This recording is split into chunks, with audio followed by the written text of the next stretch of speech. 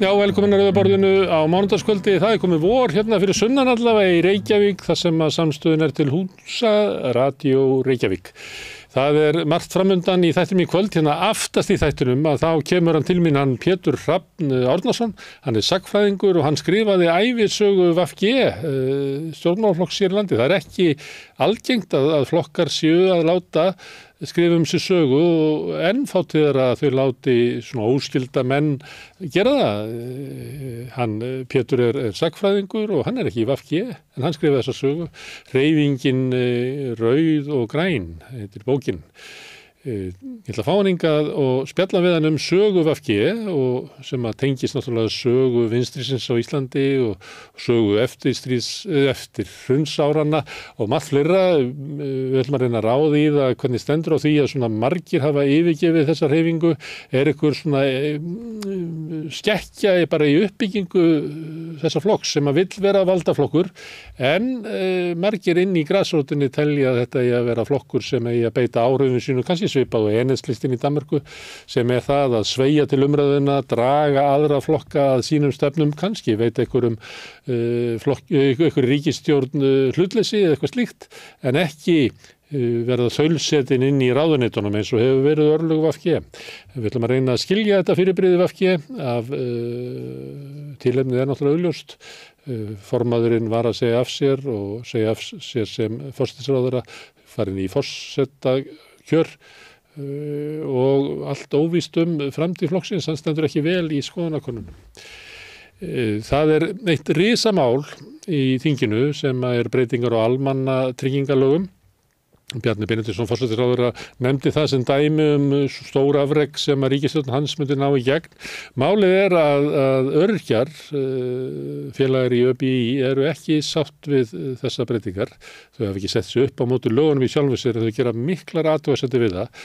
Það ákveðin svona hætta yfirvofandi sem að sú að þetta geti runnið í gegnum þingið eldfljótt, því þar ríkir sú hugmynd inn í þinginu að almannatryggingalögin séu svo flókin að það sé alveg vonlaust að setja sig inn í það, og það eru allir þingmenn, flangflestir þingmenn, og þá ekki bara núna, heldur bara undanfarin ár og jafnvel áratugi, sem hafa lifað í því skjóli að þau þurfi ekki að setja sig inn í kjör öryrkja, þannig að þetta sé allt saman svo flókið, og það náttúrulega stór hætta á því að þá renni í gegn vond lög.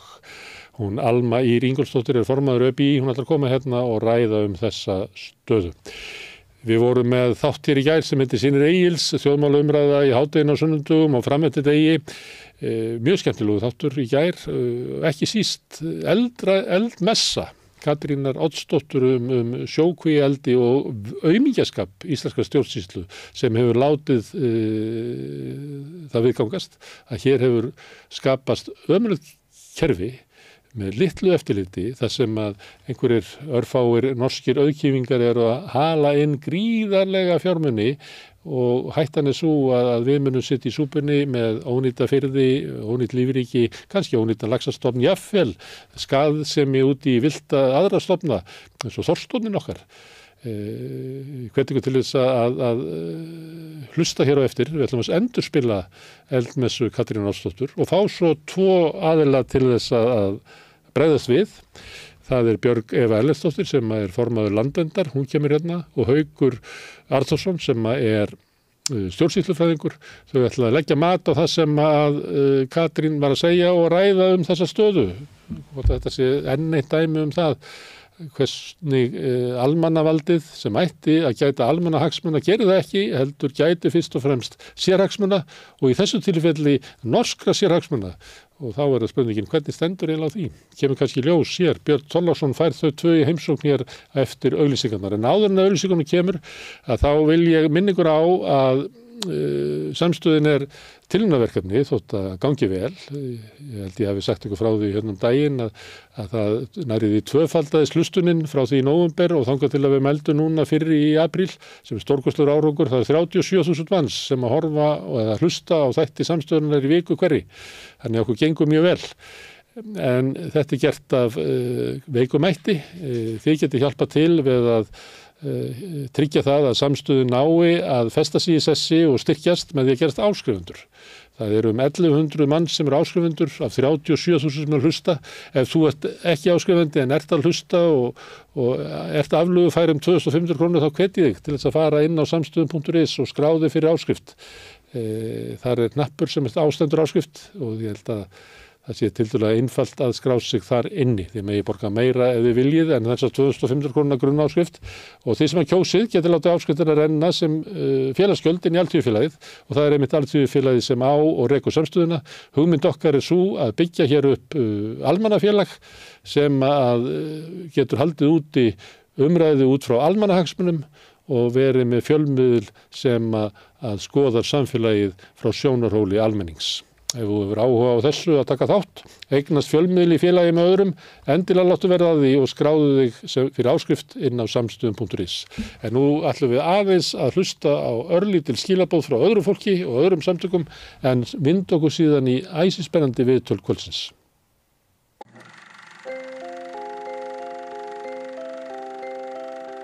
Tíminn. Stundum virðist hann silast áfram.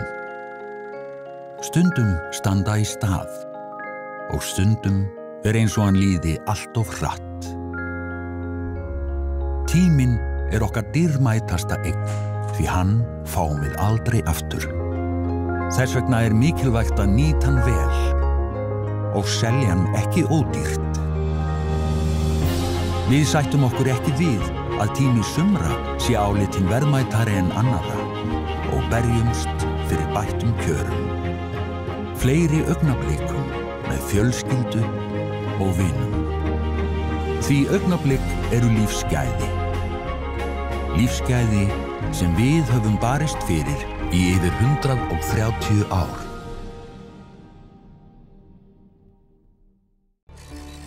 Erfiðleikar heimila verkafólks hafa hríðversnað frá árinu 2021. 6 af hverjum 10 félögum í Eflingu eiga nú erfitt meðan á endum saman. Hvernig getum við réttlætt það? Efling stéttarfélag, barátta fyrir betra lífi. Samstöðin í eigu hlustenda, áhorfenda og lesenda. Já, það vakti mikla athygli í sjónvarpsþættinum Synir Egils á Samstöðin í gær. Eitthvað sem hefur verið kallað eldræða Katrínar Oddsdóttur, mannréttinda lögfræðings. Hún fór þar yfir það sem að gerast á Vestfjörðum.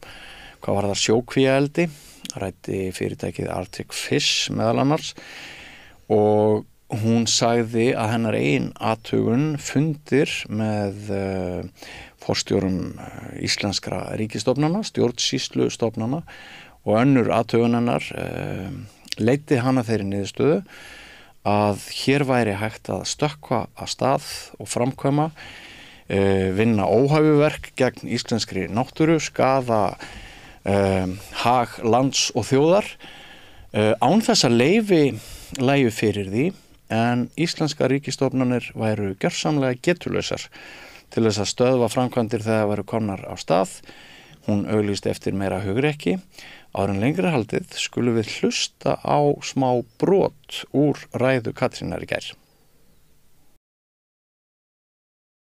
Það nafna minn Svandís sem fær á baukinn að algjörlega nokkurn veginn svolítið að ósækju finnst mér. Hún búin að fara að taka þátt í þessum nýjasta stóladansi, maður mann og allar lengur hver ráðherra í þessu landi, en hún orðin innviðaráðherra og þar með fekk hún ábyrgðina sem Sigurður Ingi hafði á því að hafa eiginlega algjörlega klúðrað málum með nýju skipulagi í tengslu við strand- og hafskipulag fyrir sjókvíaeldi.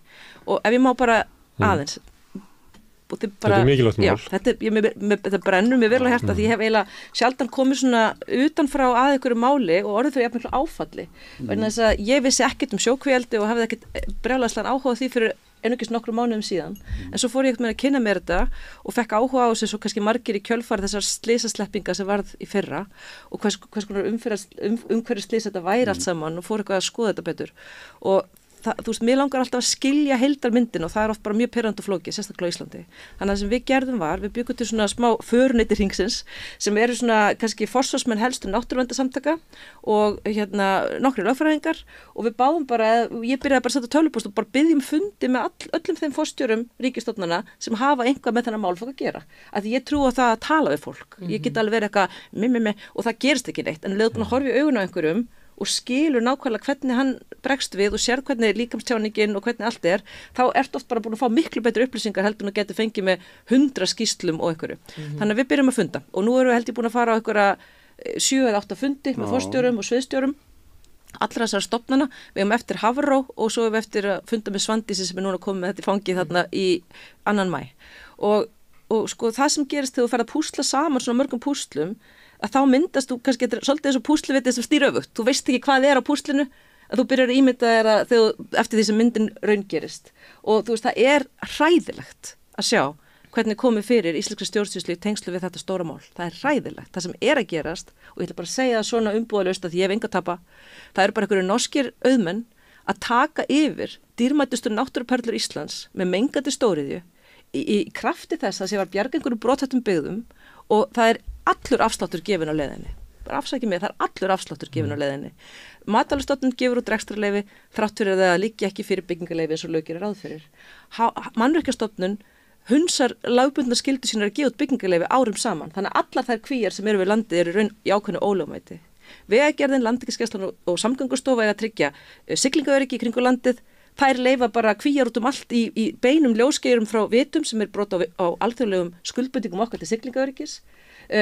Það kemur slysaslepping sem þýðir það að Hafró átt að segja því að svo kallað áhættumat vegna erfðablöndunar til að bjarga laxastofninum okkar virkar ekki og segir við þurfum að gera nýtt og meðan dæla hinnar út leyfunum og þegar maður horfir fram í fólki og spyr af hverju eru það að gera þetta, af hverju eru það að gefa út rekstrarleyfi fyrir svæðið Arnarnesi í Ísafjarðardjúpi sem að alla stofnanirnar eru búin að segja megi aldrei hafa sjókvíaldi á vegna siglingaöryggi, af hverju gerið þetta? Það bara svona horfaðu niður og segja það er nú ekki okkar ábyrgð að tryggja siglingaöryggi. Veitir, og þegar allt í þessi mynd byrjar að raungerast og maður sé bara, ó nei, þetta er þess að horfa bara á lestaslis í slow motion. Það er verið að leyfa núna fyrirtækinu Arctic Fish sem slepptu öllum þessum laxi í fyrra að setja niður sjókvíar, það eru komna niður, það eru komið niður áður en þau fengu leyfi, að sjálfsögðu. Þetta er íslenska leiðin, þú byrjar og þú traðkar yfir náttúruna og svo segir eftir að það er ekkert að gera í þessu núna. Var þetta ólögmætt? Damn, já, ég borga smá sekt, já, ég sem er með skriljarða á baku mig, skiptir mig engu máli.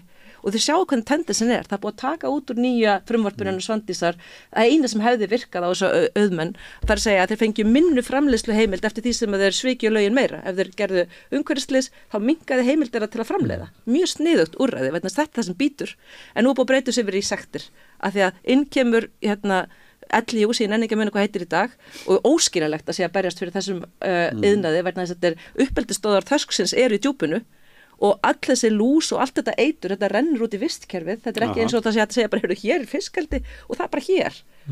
Það er ekki þannig og í Noregi þá eru þessu heilu firðirnir dauðir, þú sér ekki fugl á flugi, þú sér ekki gras í kringum þetta að því vistkerfið deyr að lokum.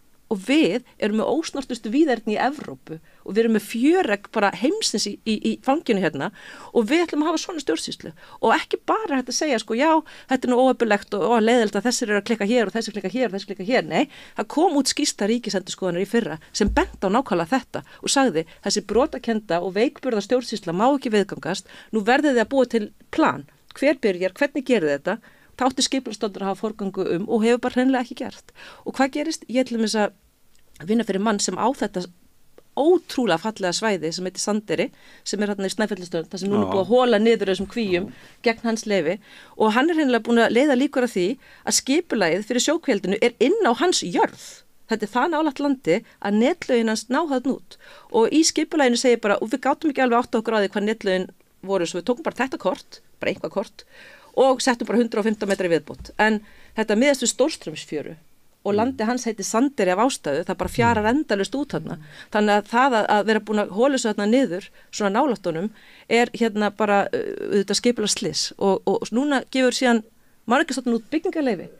Ég meina, ég geti ímyndað okkur ljósmenguna, háðamenguna og bara umhverfismenguna sem hann er að fara að fá í þessa óspiltu fjöru. Hann er bara að berjast til þess að vernda náttúruna. Hann hefur engin sem býr þarna nálægt. Það er ekkert að halda því fram að þetta snúist ykkur störf í pingulitlu þorpi sem er að lognast út af. Þeir eru bara búin að fylla alla þá firði sem þeir höfðu fengið heimild til að fylla og græðginn drifur áfram núna í að fara, þeir eru komin í Andeyri Hornstranda. Þetta er svona mál sko. Og fólk er 70% á móti þessu og stjórnmálin þykjast ekkert geta gert, en það er bara ekki rétt. Washington til dæmis fylki stoppaði sjókvíaldi hjá sér og það var bara ein manneskja sem hafði nógu mikið pólitíska kjark til að segja stopp og auðvitað vita allir þessi kallar sem að taka þennan gróða að þetta mun ekki vera til lengdar þessi stefna. Við munum ekki gefa firðin okkar eftir endalaust, þú veist, og normenn fara hlægjandi í bankana því að borgi ekki einu sinni gjald fyrir þetta Heyrðu, það var ekki þannig, en það ákveðin tími sem hægt að nota áður en við vöknum til vitundar og það á svolítið að blóðmjólka þann tíma og veistu það algjör hörmung að horfa upp á þetta. Og ég held að þessi full ástæða til þess að við ræðum það sem Katrín segir og tveir viðmælendur ætla hér á eftir að bregðast við því sem kom fram hjá Katrínu. Björg Eva Erlendsdóttir, framkvæmdastjóri Landverndar, velkomin. Takk fyrir. Ef ég byrja kannski á að spyrja þig út í það sem Katrín segir að íslenskar stjórnsýslustofnanir virðist ekki hafa burði til að sinna sínu hlutverki og vernda hag lands og þjóðar fyrir einhverjum norskum auðmönnum sem hegði sér eins og þeim sýnist. Er það þitt mat að það sé að hugleysi, skortur á hugrekki og verkvilja spili þar inn í eða er þessum stofnunum stjórnsýslulega sniðinn svo þröngur stakkur að segja megi að við séum bara búin að kasta frá okkur stjórnun Íslands yfir til einhverja öðringja?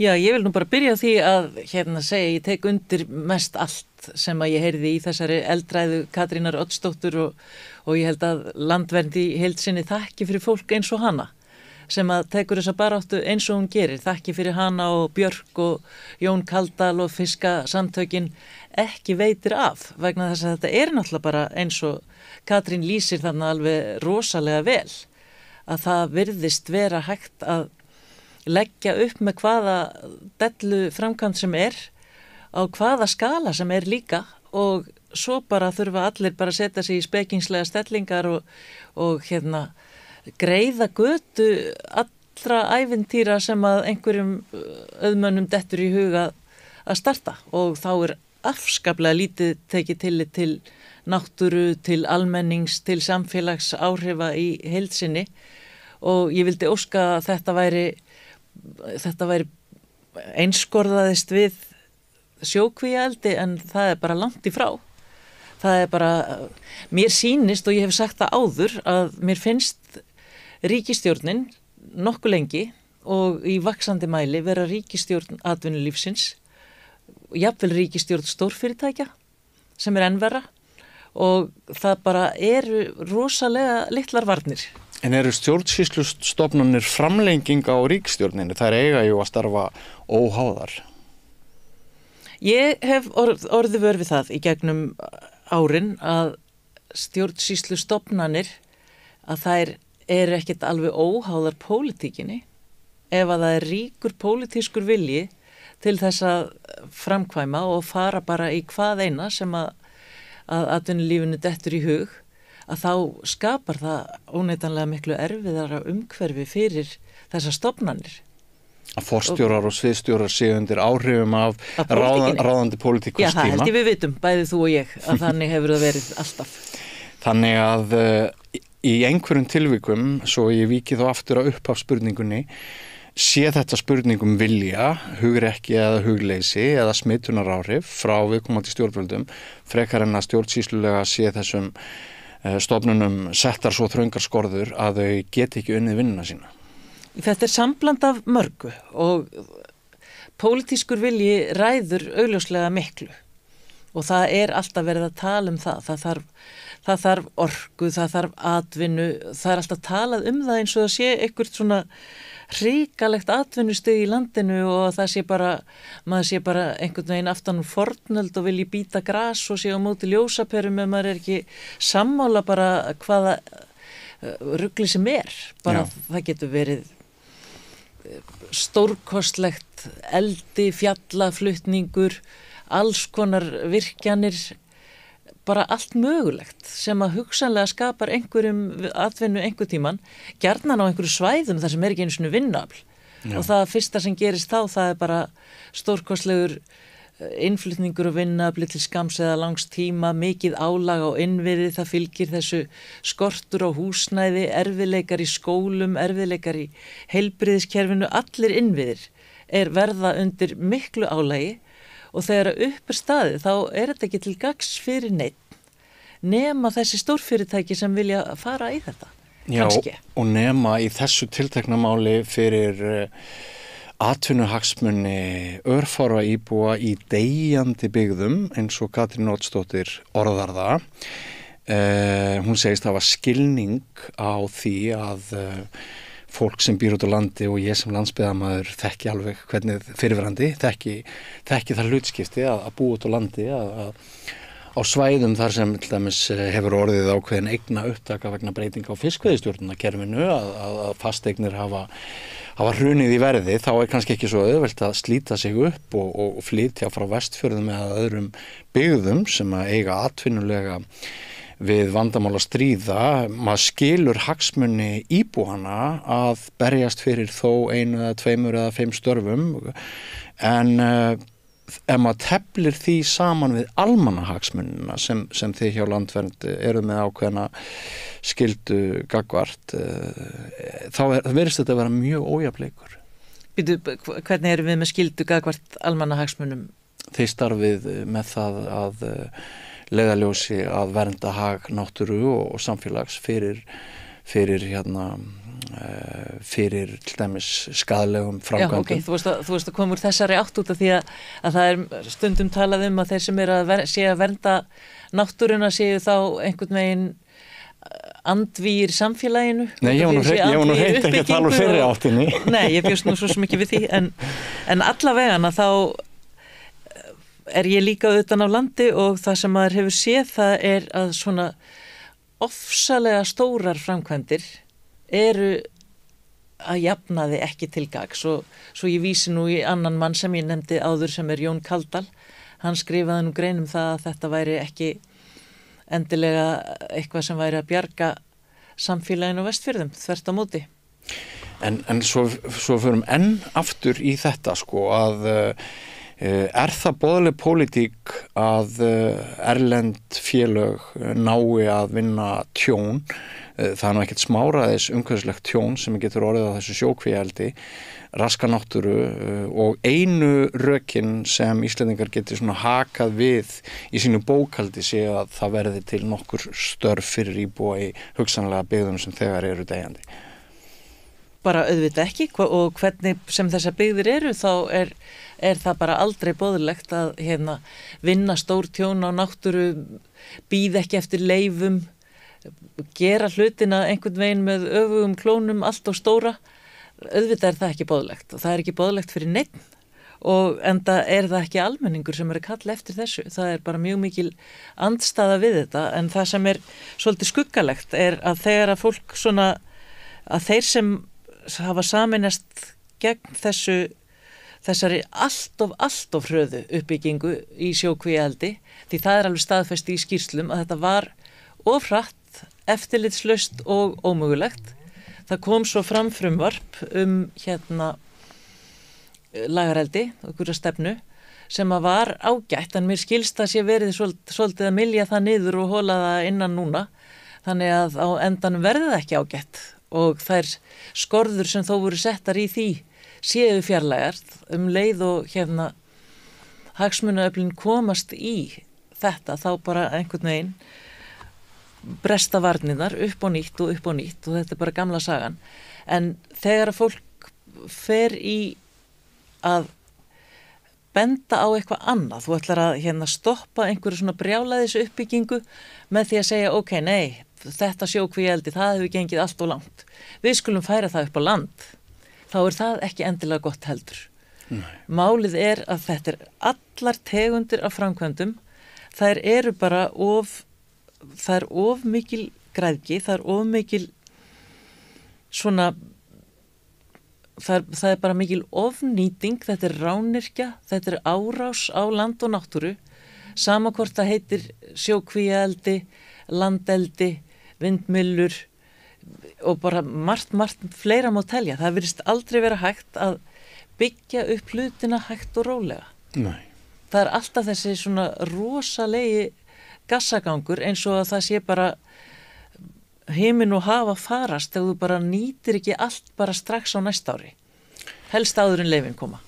Ef þú myndir lesa frétt ríki í Evrópu þar sem fyrirtæki gætu hafið framkvæmdir á viðkvæmum svæðum og þeim voru bent á að það var ekki komin leyfi fyrir framkvæmdum og þú myndir heyra að það væri talað við forstöðumenn ríkisstofnana sem ekki hefðu gefið leyfi fyrir framkvæmdinni en þeir sögðu, já, nei, við getum ekkert gert af því að þeir eru farnir á stað, þeir eru byrjaðar að framkvæma en við getum sagt það kannski pínulítið, við ætlum að skoða það.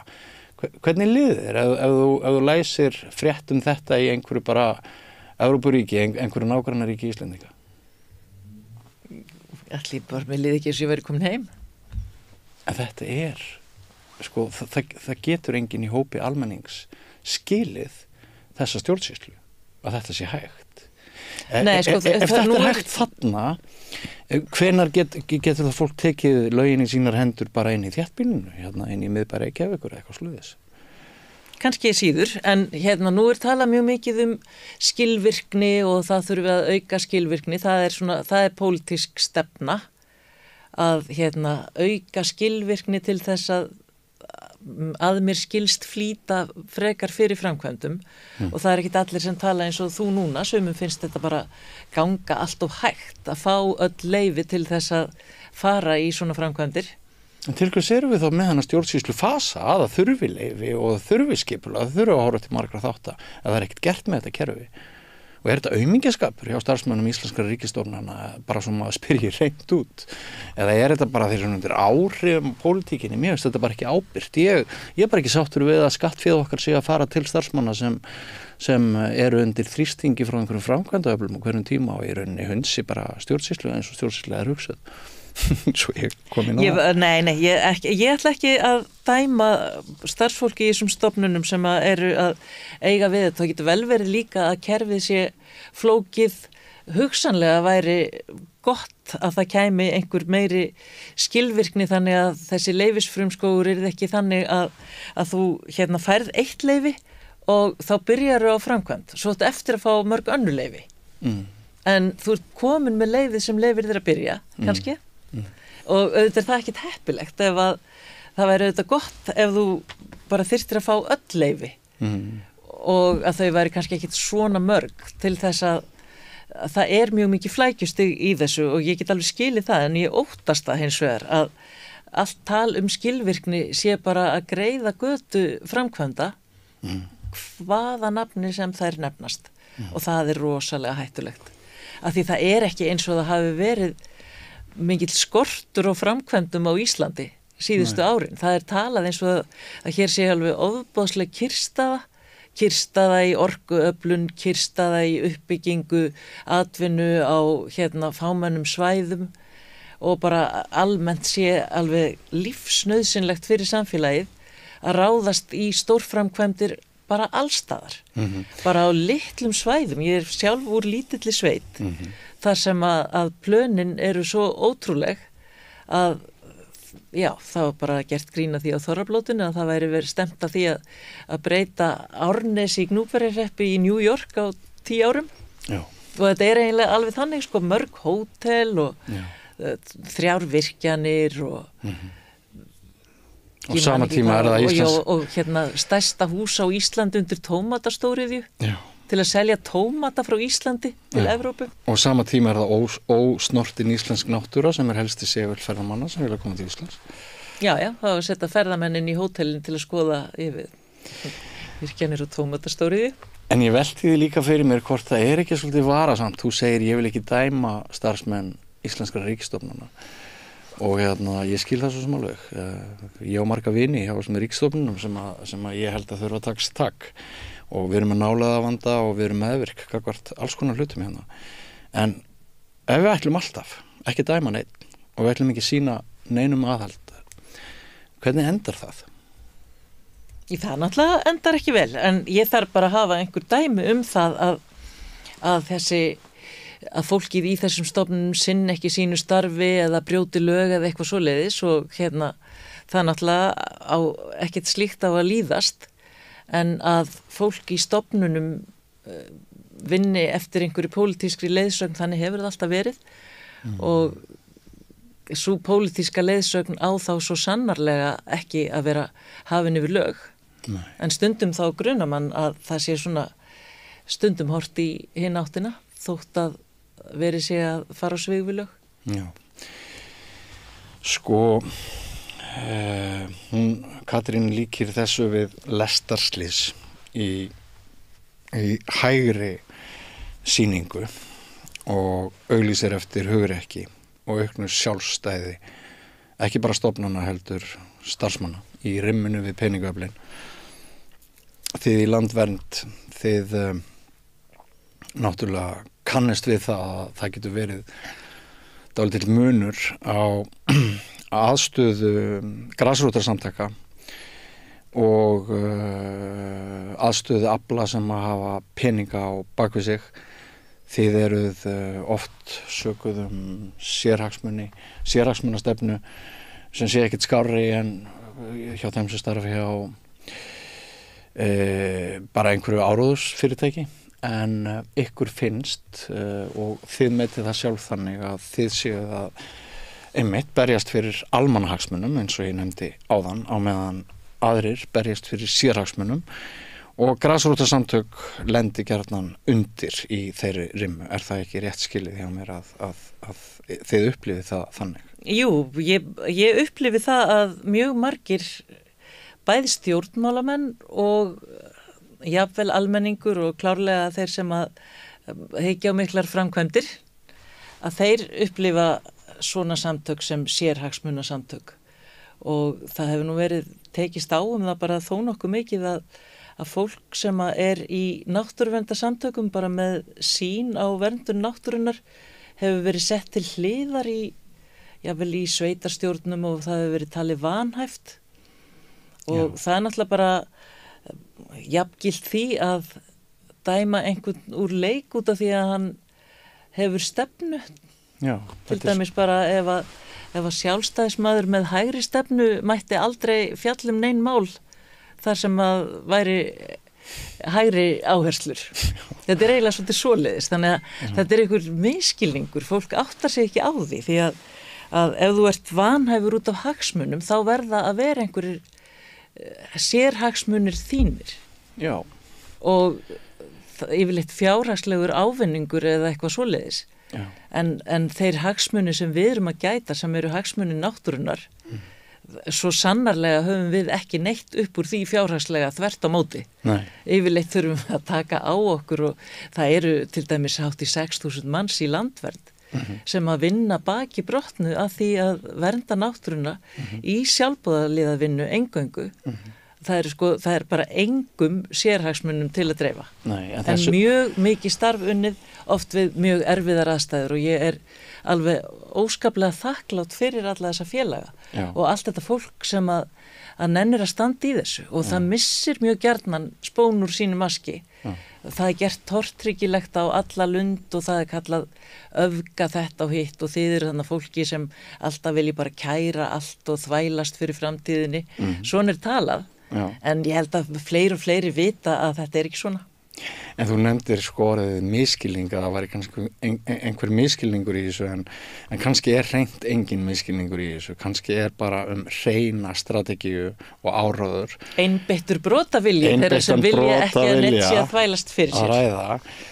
Hjá sumum örglega. Ef rétt er sem þú segir að fólki sé skáka til hliðar, það sé tekið út úr nefndum. Já, við höfum bara staðfest dæmi það og fleiri neitt. Sem er þá undanfari atvinnubans eða einhvers konar þrenginga í atvinnulegu skilningi að lífsviður væri þitt að hafa verið að senda þér skilabúð að lífsviður væri þitt kunna að lenda í hættu. Þá er þetta þetta ber allt keim af eiginlega bara liggur mig við að segja fasísku og stórhættulegu samfélagi. Já, ég vona að við séum nú ekki komin svo langt. En hvað finnst þér? Mér finnst við ekki verið komin svo langt. En viðvörunarljósin, þau sannarlega eru á lofti. Sko, þeir sem hafa mikla hagsmuni, mikla sérhagsmuni, þeir reyna að vinna að þeim sérhagsmunum eins vel og þeir geta. Og auðvitað hvílir mikil skylda á stjórnvöldum, á sveitarstjórnum til dæmis, þar sem nú flestar framkvæmdir eru ákveðnar, á alþingismönnum, á ríkisstjórn, að gæta almannahagsmuna, en ekki að vera einhverjar svona aðstóðarfólk fyrir stórfyrirtæki. Nei. Það er bara ekki þeirra hlutverk. Nei. En mörgum stjórnmálamanninum finnst það vera sitt hlutverk. Já. Það er mín skoðun. Það er líka bara samfélög geta þróast til hins verra svo hægt að við tökum ekki endilega eftir því. Þetta gerir svo óbúslega hægt og það er margt sem bendir til þess bara þegar maður hlustar á Katrínu til að það sé alltaf, fólk seilist alltaf aðeins lengra sem er sem getur verið mjög hættulegt til framtíðar. Nú en það er samt, núna er það ekki þannig að hlutir gerist hægt, þeir gerast hratt. Já, í þessu. Árás á íslenska náttúru núna, hún gerist hratt. Já. Og fiskeldið, það óx óskaplega hratt. Já. Og það er alveg bara staðfest og það átti að rannsaka það sérstaklega, það gengur eitthvað hægt.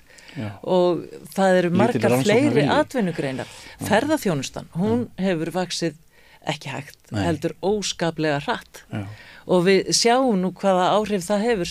Maður er búin að vera að horfa á mótmæli frá Tenerife, já, þar sem að fólk er að bugast, já, út af þessari atvinnugrein sem að átti mörgu að bjarga og hefur gert það ábyggilega fyrir einhverja, já, en greinilega ekki fyrir almenning. Nei. Sem sefur í bílunum sínum og þarf að flýja til fjalla út af því að það er ekki húsnæði. Já, það styttist nú við það hér. Ég segi kannski ekki við þurfum að flýja til fjalla, en það er allavega alveg áhugavert að bera þetta saman og mér finnst að það ætti að gera það ætti að bera þetta saman. Já. Og það er alveg sama hvaða allar atvinnugreinar sem að hleypur í ofvöxtur, þá kom alls konar ruðningsáhrif, alls konar neikvæð áhrif, en ekki bara jákvæð. Og okkur er mjög tamt hér að tala bara, hérna er atvinnutækifæri, það er gott. Já. Býtu, og svo spyr maður, en vantaði atvinnu þarna? Það skiptir engu máli, þetta er bara hagvöxtur, tekjur, mjög gott. Já. Þannig talar fólk hér og gleymir alveg að vega alla þættina upp á móti. Já, það gleymir framtíðinni, það gleymir sjálfbærni, það gleymir hagsmunum komandi kynslóða. Það er bara partí, dags í dag, hjólum. Það er bara mikið partí. Sem snúast. Þannig að ég er bara alls ekki sammála því að neitt gerist hægt, það gerist skuggalega hratt. Mikið sem er að gerast hér og væri kannski bara skárra ef það gerist ekki svona hratt. Mér langar aðeins að víkja talinu áður en ég kveð þig, Björg Eva, að dómi sem fjall í Sviss nýverið, eða fjall Sviss, dómi mannréttinda dómstólsins í Evrópu, þar sem tekið var tillit til þess að svissnesk stjórnvöld hefði ekki gert það sem þeim bæri að gera til að vernda hagsmuni nokkura eldri kvenna sem að fóru í mál og það er bent á það að loftslagsbreytingar hefðu meiri áhrif á lífsgæði eldri borgara en margra annara vegna öndunar erfiðleika þegar miklar öfgar myndu verða í veðri sem fólk rekur til loftslagsbreytinga og þær höfðu betur sem sumum kom óvart. Við höfum séð harðarleiðara í Morgunblaðinu gegn þessu rugli og við höfum heyrt að umhverfisráðherra Íslands sem jafnframt er orkumálaráðherra, hann er nú ekkert allt og ánægður með hann dóm og nú finnst að dómararnir hafi seilst aðeins svo langt í valdsviði sínu. Ég held ég geti ályktað það út frá orðum hans. Þín viðbrögð við þessum dómi og hverju mun hann breyta tengt því sem við höfum hér verið að ræða? Ég fór á hádegismálþing þennan dóm, þennan ömmudóm í Sviss og það er mjög mikill áhuga þetta fyrir þessum dómi í mínum kreðsum. Já. Og það vöknuðu nú gríðarlega margar og áhugaverða spurningar við að fylgjast með lögfræðingum nokkrum tala þetta á þessum hádegisfundi. En ég veit að málið er til skoðunar í mörgum samtökum og til dæmis eru samtök sem nýstofnuð sem heita Aldin, sem eru eldri aðgerðasinnar, þar eru margar ömmur, þær eru að fylgjast með þessu og fundum þetta núna flesta daga og ég hef ekki heyrt viðbrögð okkar ráðherra við þessu, en þetta er nú heldur ekki á þeirra valdsviði, þannig að hvað þeim finnst þetta er kannski ekkit aðalatriði, en við vitum öll og það er bara gjörsamlega viðurkennt á einu sinni á ári að loftslagsmálin eru ekki á góðri leið og það þurfi aðgerðir og síðan kemur alls konar einhver þvættingur inn á milli og svo kemur aftur loftslagsráðstefna og allir viðurkenna að nú þurfi aðgerðir strax. En þess á milli erum við nú meira svona liðka fyrir stórum aðgerðum sem eru ekkit sérstaklega loftslagsheppilegar. Þannig að það eru miklar mótsagnir í þessu öllu. En auðvitað er það eitthvað sem að samtök þurfa að skoða. Það er nú mjög mikið kvartað alltaf þegar að svona grasrótarsamtök fara dómstólaleiðina. Það kemur mjög illa við þá sem ráða, að geta ekki bara sagt bara hættið þessum þvættingi. Við ætlum nú bara samt að hafa þetta svona. En þá eru til þessar leiðir þegar annað bregst og það verður bara notaðir. Já, það er svolítið hressandi líka að eldri borgarar hafi fengið rödd í þessu máli. Við hlustuðum mikið á raddir okkar yngsta fólks fyrir nokkrum árum þegar Greta Thunberg hóf... Já, hún var nú nefnd í þessu samhengi líka. Já, en þá sem sagt fór fókusinn svolítið í þessum málaflokki á unga fólkið og rétt þeirra til framtíðar. En núna er við að sjá þetta frá hinni hliðinni, frá eldri borgurum. Já, en ef þetta er vont fyrir eldra fólki þá er þetta klárlega ennþá verra fyrir unga fólki, þannig að vonandi verður áherslan áfram líka á unga fólkinu og bara á öllu fólki. En þetta kannski sýnir okkur svona á nýjum skala Þetta sýnir okkur á nýjum skala og það er líka eitt sem að er mjög áhugavert og tengist því sem við vorum að tala um áðan, að þeir sem að gefa sig út í náttúruverndar og umhverfisbaráttu almennt er mjög oft fólk sem er ekki alveg ungt og það er kannski búið að sitja einmitt inn í þessum stofnunum sem þú varst að tala um að væri hugsanlega ekki að standa sig. Svo kemur það út úr stofnunum og fer beinustu leið í umhverfissamtök með mikla þekkingu sem að kannski hefur ekki alltaf fengið að njóta sín af því að hún brýtur í bága við atvinnustefnu, við aðra stefnur og fólki sem búið að vinna fyrir þessu, það er kannski búið að skrifa fullt af skýrslum og leggja mjög margt gott til mála sem kannski ekki, fær ekki mikla athygli og svo fer það að beita sér og þannig að ég held að í margir sem að leggja í að beita sér og að beita sér í þessum mikilvægum málaflokkum einmitt fólk sem bara búið með starfshæfina og það er náttúrulega heldur ekki hægt að eiga neitt við það er ekki hægt að segja bara, heyrðu, þú getur ekkert verið hér í vinnu nú leggjum við þig og þína stofnun niður það er ekki hægt, fólk bara orðið svolítið frjálst og þá fer það að beita sér og sem betur fer þá hefur það oft mörg ár til þess þannig ég held að sé mikil ástæða til þess að hlusta á eldra fólk á þessu sviði. Ég meina loka spurningu, hún svona aðeins tengist þessu á ská. Þú hefur nú marga fjörunarsopið, búin að vera fréttamaður lengi, framkvæmdastjóri pólitísks flokks, ert núna hjá Landvernd.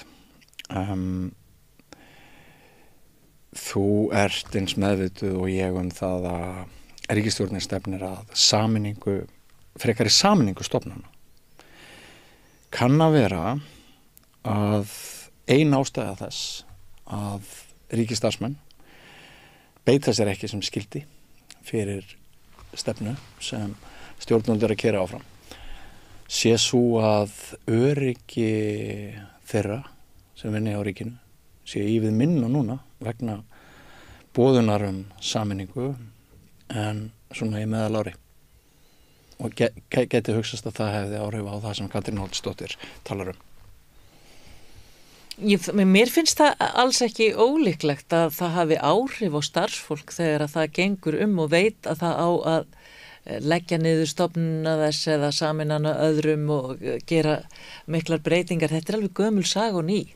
Alveg hef ég verið þarna sjálf. Það hafa verið gerðar alls konar breytingar á ríkistofnunum og oft hafa ýmis svona, maður hefur heyrt það í aðdragandanum að já, þetta stofnun hún hefur nú ekki staðið sér nógu vel og það væri hægt að hagræða mikið hér og það er alltaf mjög mikið tala líka hagræðingu. Þegar það er verið að sameina stofnanir þá er ævinlega talað hagræðingu og það þýðir náttúrulega bara eitt. Það þýðir færra starfsfólk. Og þá hefur fólk ekki atvinnuöryggi og þá er ekkit óeðlilegt að fólk svona hugsi sig áður en það fer af mikilli hörku í einhver mál sem þau vita eru pólitíkin ekki þóknanleg. Af því að það er nú einu sinni þannig að fólk þarf sitt lifibrauð. Það skilja menn mjög vel þegar þeir eru búa til ný atvinnutækifæri en það skilja menn afskaplega illa þegar að er að ræða mikilvægar stofnanir opinberar. Vegna þess að í hugum sumra þá eru bara opinber störf einhvern veginn bara byrði á vinnandi fólki. Já, eins mikilvæg og þau geta nú verið. Þeir sem starfa á opinberum stofnunum verða líka gæta þess að vinnu sína af hugsjón við íslenskan almenning en ekki bara vinnuveitendur þegar þeir eru ranglátir til þess að halda áfram að efla trú okkar á mikilvægi opinbera starfa. Já, og mjög oft þá held ég að það sé miklu erfiðara að vera í opinberu starfi heldur en fólk gerir sig grein fyrir einmitt út af þessu. Og við erum nú búin að sjá mjög mikla og harða gagnrýni á orkumálastjóran sem nú er í forsetaframboði og það er embættismaður sem hefur verið sést meira til en til margra annara embættismanna, forstöðumannastofnana og hefur komið þannig almenningi fyrir sjónir að hann sé bara standi fast á sínu fyrir almenning og það er stofnun sem á að renna inn í aðra og það eru frekar stórfelldar sameiningar framundan og það hefur verið talað það og það sé í hagræðingarskyni, auka skilvirkni, spara, allt þetta. Þannig að þetta er ekki auðvelt og við bara höfum mörg dæmi það úr fortíðinni að það hafi verið lagðar niður bara sléttaðar út heilu stofnanirnar sem hafa verið stjórnvöldum erfiðar. Þjóðhagsstofnun? Já, þannig að það þarf ekki að eiginlega að bara velta þessu fyrir sér og leiða eitthvað líkum að þessu, þetta er bara svona. Einmitt. Kæra þakkir fyrir komuna Björg Eva Erlendsdóttir, framkvæmdastjóri Landverndar. Við höfum ekki sagt skilið við þetta mál, ég ætla að ræða við stjórnsýslufræðing hér eftir andartak. Farið ekki langt. Fjárhagserfiðleikar eru afgerandi meiri hjá eflingarfólki en öðrum á vinnumarkaðnum. Hvernig getum við réttlætt það? Efling stéttarfélag. Barátta fyrir betra lífi. Já, við höldum áfram þessari umræðu. Við höfum fengið annan gest til að ræða þetta mál. Hann Hauk Arnþórsson, stjórnsýslufræðing sem gaf út bókina Mín eigin lög, ekki alls fyrir löngu. Velkomin Haukur til okkar. Takk fyrir. Þetta sem Katrín Oddsdóttir nefnir að einkafyrirtæki geti farið sínu fram án leyfa, byrjaði að framkvæma og einu viðurlögin séu þau að það kannski borgi einhverja sektir og ástæðan fyrir því að það sé geta stoppað af sé svo að það hafið framkvæmdir, jafnvel þóttir séu í óleyfi. Getur þetta verið með þeim hætti sem hún lýsir og ef svo er þetta tæk stjórnsýsla? Nei, þetta er auðvitað ekki tæk stjórnsýsla. Þetta gerist nú ekki alltaf svona. Þetta gerist oft þannig að framkvæmdaraðilar tryggja sér sinn rétt með einhverju bráðabirgðaleyfi. Með einhverju leyfi þannig að þeir geta dælt peningum í verkefni og eru öruggir með það að vera að ríkis eða hið opinbera vald sér skaðabóta skylt eða verið farið í bækið á þeim. Já. Þannig að það er það sem maður hefur séð meira að mann byrja með eitthvað lítið í höndunum en eitthvað í höndunum. Já. Þannig að það vantar kannski eitthvað inn í þessa jöfnu að það er þá einhver forleyfi eða eitthvað sem að einhver ávinningur sem að hefur orðið áður en fólk stekkur á staði eða hvað? Já, ég þóra ekkert að segja þessi dæmi sem Katrín að taka, hún hefur kynnt sér þetta miklu betur en ég og þessi lögfræðingar eins og hún sem eru raunverulega að vinna í þessum málum og fara með þau fyrir réttin, þeir eru náttúrulega með öll smáatriði málsins í sínum höndum sko. Já. Þannig hún veit þetta alveg nákvæmlega og það sem maður veit svona bara sem stjórnsýslufræðingur út í bæ er að þrýstingur frá atvinnulífinu á ráðuneytin gríðarlega mikill og matvæla ráðuneyti kannski eitthvað erfiðasta ráðuneyti í þessu leiti varandi lobbyisma, það annars vegar með búnaðarmálin, landbúnaðarmálin, það sem mjög hefðbundin þrýstingur að sem sagt búnaðaryfirvöld, félagasamtök landbúnaðarins ráði öllu sko og hins vegar það þá sjávarútvegurinn og þarna var nú að koma inn nýr ráðherra og nýr ráðuneyti stjóri og þetta að mínu við til veikasta ráðuneyti. Já, að þú nefnir þrýsting og þú nefnir þrýsting atvinnurekenda á ráðuneyti. Ef sá þrýstingur heldur áfram og ráðuneytin þrýsta svo á stjórnsýslustofnanir, þá kannski ekki von á góðu, þá eru þær kannski ekki eins frjálsara og óháðar eins og þeim ber að vera. Nei, þær eru það náttúrulega ekki og þær eru það sko aldrei, þetta alltaf spurning það hvað þetta gengur langt. Það alveg eðlilegt að ráðuneyti taki tillit til atvinnuveganna og atvinnuveginar eiga að hafa sitt að segja við samningu reglugerða og samningu laga og hvernig hægt að þróa hlutina áfram og þetta skandinavíska módelið og þegar að sósíaldemókratar í Skandinavíu fóru á stað með samstarfið við auðvaldið eins og þau kölluðu það sko 1940-50 þá gekk þetta alltaf út á samkomulag verkalýðshreyfingarinnar og sósíaldemókrata og atvinnulífsins og þannig að það sterk hefð á Norðurlöndum að lýðræði gangi út á það að atvinnulífið sé mjög sterkt. Hins vegar höfum við séð á Íslandi og það var kannski aðal lærdómurinn af hruninu þar sem að fjármálalífið bara gerði það sem ég sýndist, bæði fenguðu þau lög sem þau vildu og svo gátt þau sniðgengi þau lög sem þau vildu af því að eftirlitsstofnanir voru svo veikar. Og eftir afregluvæðingu? Já, eftir afregluvæðingu og við höfum séð þetta ganga allt á land hér á landi og það ósku hættið því að einmitt í þessum greinum þar gangi þetta land. Er hægt að segja eitthvað það hvort atvinnurekenda vald sé orðið það mikið að ógni almanna hagsmunum? Já, sko það þannig að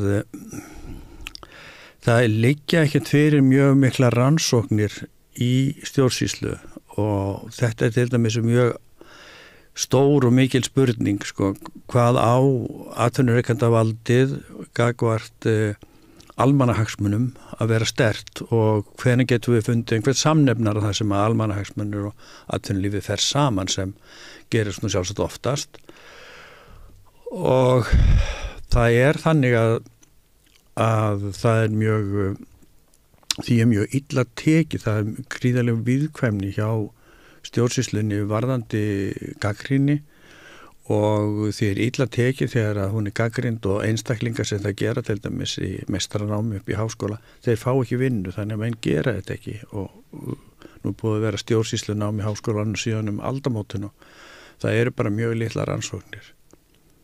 Þetta sem þú segir hljómar eins og mjög dökklið á íslensku samfélagi ef þú mátt ekki gagnrýna eitthvað án þess að taka sinnsinn að þú fáir enga vinnu.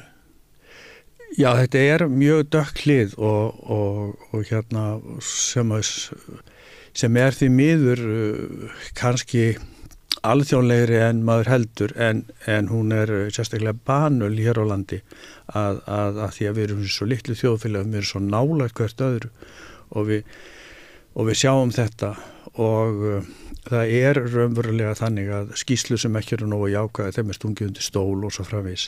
Einu aðilarnir sem í rauninni fá að gagnrýna stjórnvöld umboðsmaður Alþingis og við höfum haft þar umboðsmann sem hefur verið mjög góður og beittur.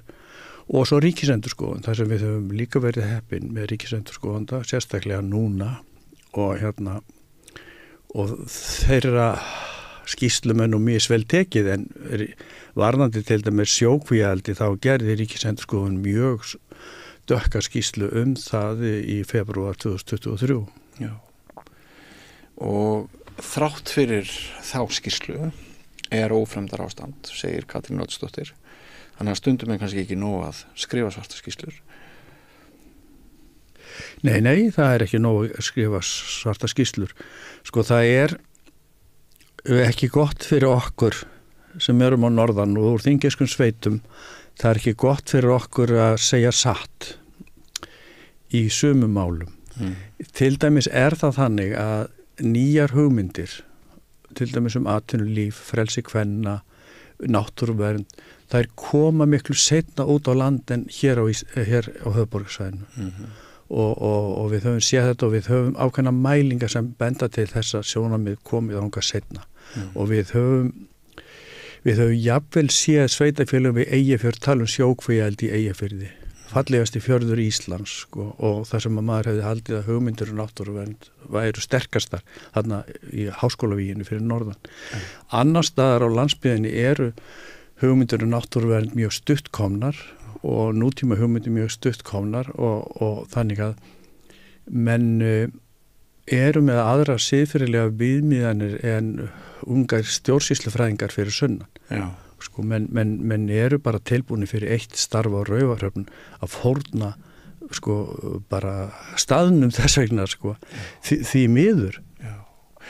Þess vegna sjónarhóll íbúa á Vestfjörðum allt annar en okkar sem höfum flust á landsbyggðinu og setjum hér að gnækta borðinu á höfuðborgarsvæðinu. Já, það er allt annað og þetta væri allt í lagi ef við værum í kyrrstæðu þjóðfélagi og ég var nú í sambandi við bókina mína svolítið að lesa gögn frá 19. öldinni, sem 1800 og eitthvað, þá sé ég ekki annað en sko framfara sinnar og þeir sem eru með nýjar hugmyndir búi alveg eins mikið í Þingeyjarsýslu eins og fyrir sunnan og búi all land sko og við vitum sko að gamla fólki í Þingeyjarsýslu það kunni ensku og dönsku og það vissi sín viti og hins vegar það núna þegar hraði breytingan svona gríðarlega mikill og atvinnulíf breytist svona hratt og hugmyndir okkar náttúruna, loftslagsmál breytist allt svona hratt þá getur það komið illa út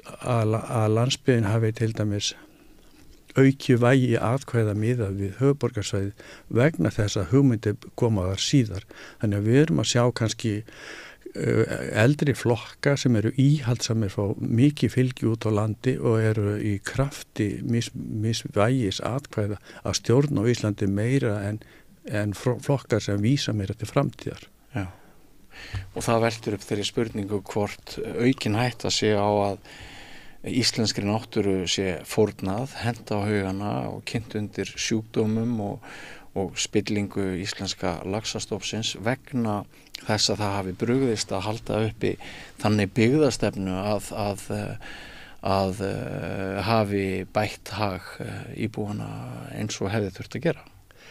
Já, það getur gert það og það eru ekkert mörg sjónarmið sem eru mikilvægi í þessu en að því að við erum nú að tala við mig sem stjórnsýslufræðing þá það svo að við erum komin upp í þak með fjármögnun sameiginlegra verkefna.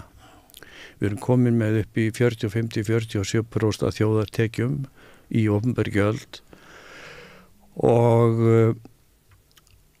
samt viljum við öll búa í þjóðfélagi sem sambærilegt við Norðurlöndin.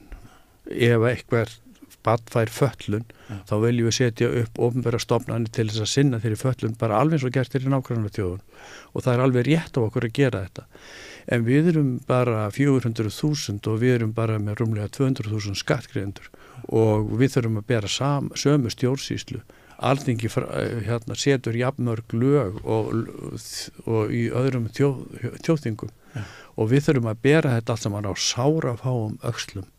Þess vegna telja að við séum komin að þolmörkum varandi það hvað við getum tekið til hins opinbera án þess að fara út í auðlindagjöld.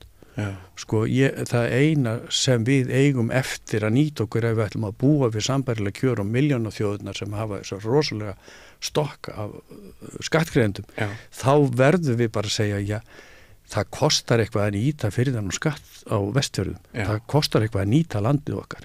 Og þetta eru sjónarmið til dæmis að ég er ekkit alinn upp við þegar ég er ungur í Þingeyjarsýslu, sko, þá líta menn ekkit svona á landið og jarðir voru mjög sko verðlitlar og við horfðum allt öðruvís á þetta og ég man að voru gerðar í kynninni vísur hvað það var ljótt í Mývatnssveit og ég man að þegar ég var barn þá fannst mér sko það var bara einhvern grjót í Mývatnssveit og það var svo ljótt og það var ekki fyrir ég var fullorðin sem við fórum að sá fegur Mývatnssveitar.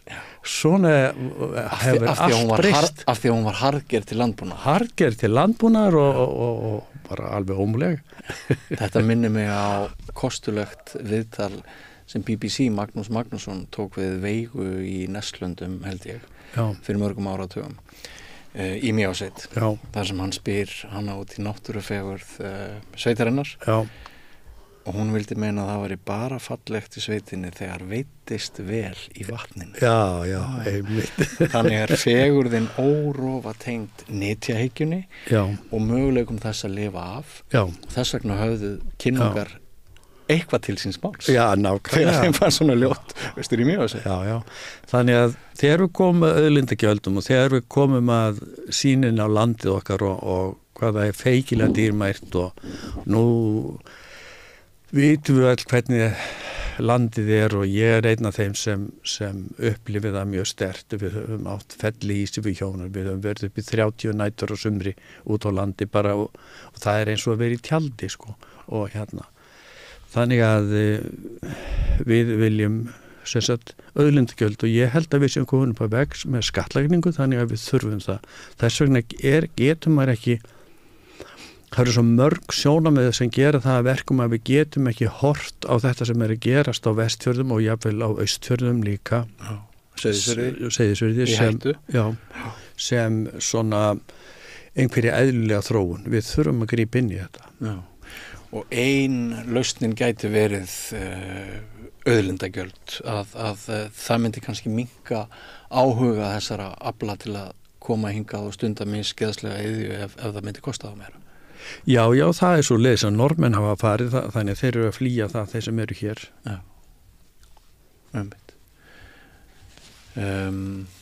En tekurðu undir raddir Katrínar að ríkisstofnanir bara standi sig alls ekki sem skyldi?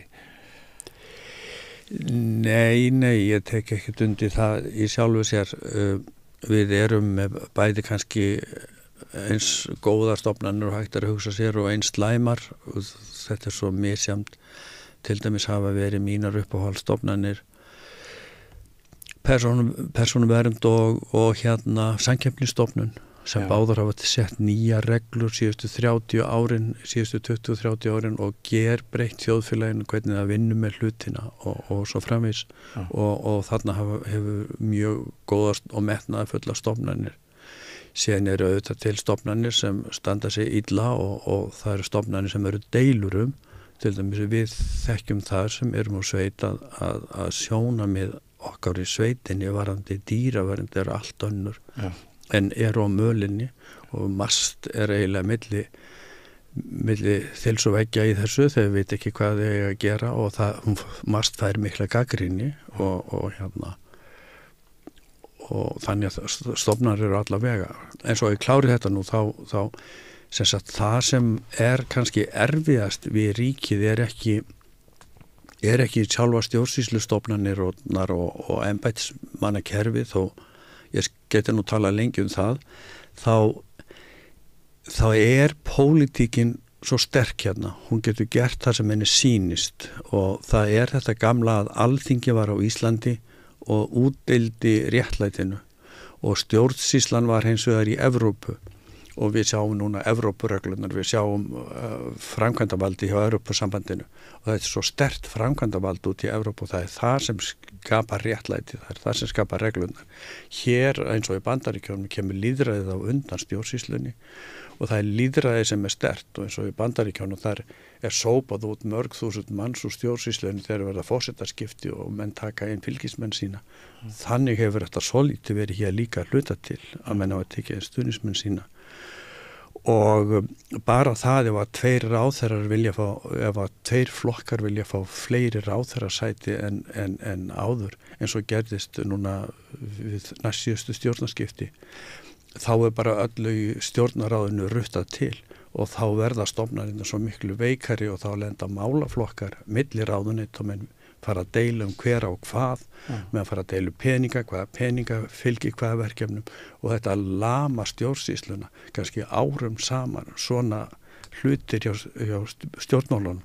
Þetta er eitt pennastyrkja stjórnmálunum en fer mjög illa með stjórnsýsluna. Hver er útgönguleiðin úr þessu? Já, stjórnsýslufræðingum eins og Gunnar Smári var að segja hérna frammi áðan sko, stjórnsýslufræðingar vilja náttúrulega sterka stjórnsýslu og faglega og ekki að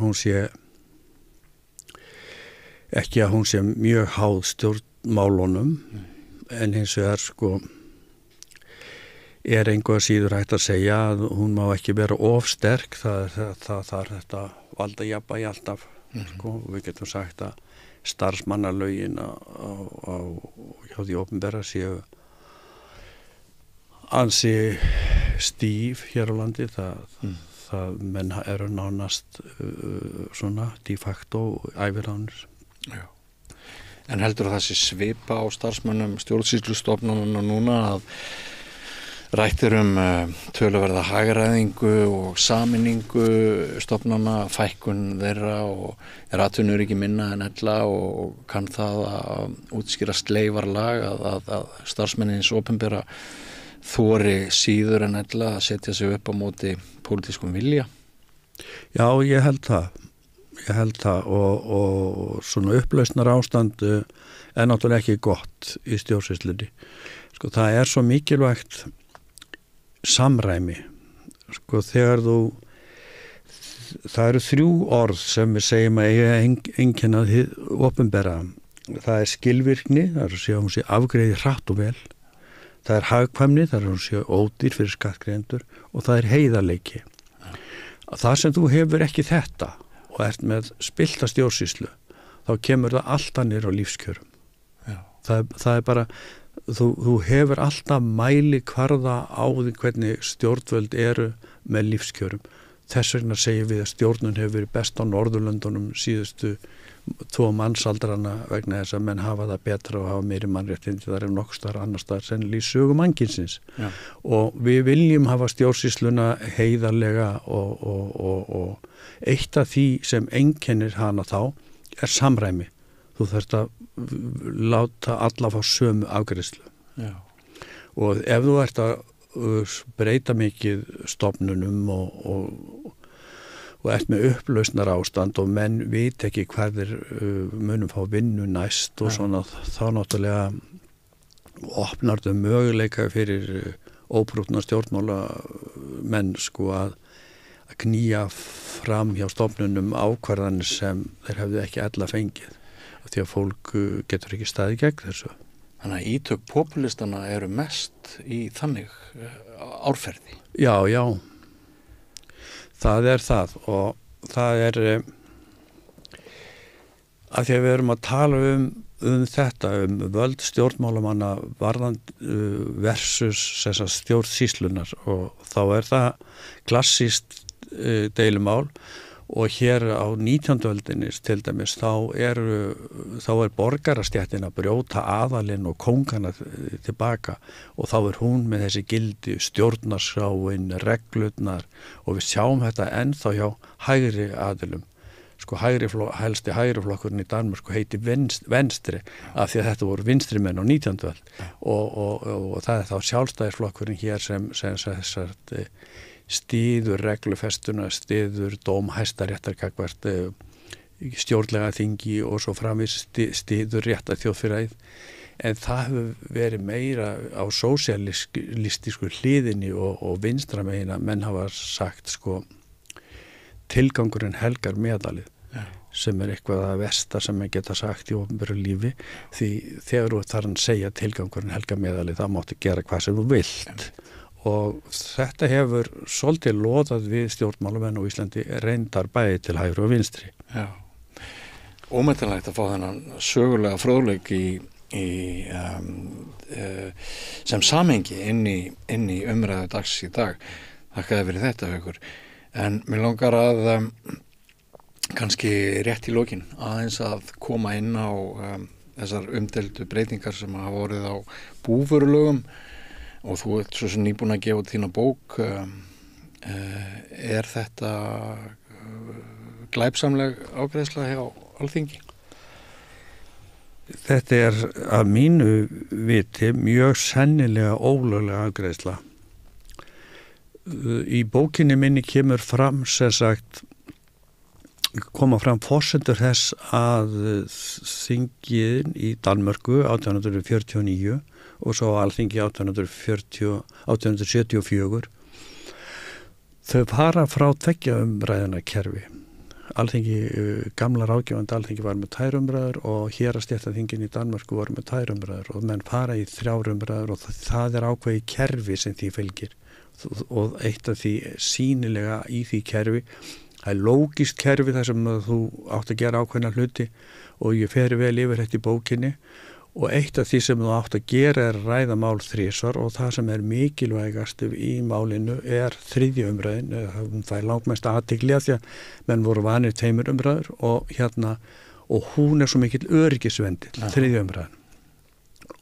Og þegar Alþingi var og meira frjálslindi hjá Íslandi og menn gerðu nákvæmlega það sem menn sýndust á fyrirhluta 20. aldar, þá sá menn við þessu og byggu til 4. umræðina. Menn Alþingi rústaði lögum í annar umferð, svo bara bjóða til 4. umræðina og þá var málið löglegt. Þetta hefur ekki verið gert í marga áratíu, en sko það að afgreiða mál með 2 umræðum en gengur náttúrulega alls ekki. Nei, og lítur þú þannig á að nýtt frumvarp sé að ræða eins og sumir hafa sagt? Já, það alveg klárt að nýtt frumvarp að ræða því matvælaráðherra Svandís Svavarsdóttir gerði mjög vel grein fyrir frumvarpinu við 1. umræðu eins og það gert. Hún flytur framsöguræðu og hún segir hverju markmið frumvarpsins til hverju það nær og svoleiðis og það sem breytist í annar umræðu það verða allt önnur markmið og það nær til annars hóps og svo framvegis, þannig að þetta eru lög sem ekkert hafa farið í umsagnarferli og engin ætlaði sér að setja fyrir en bara þarna. Nei, og svo þessi samráðsgátt sem verður kannski harla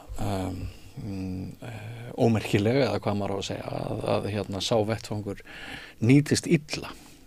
Hvað var það vendingum málsins?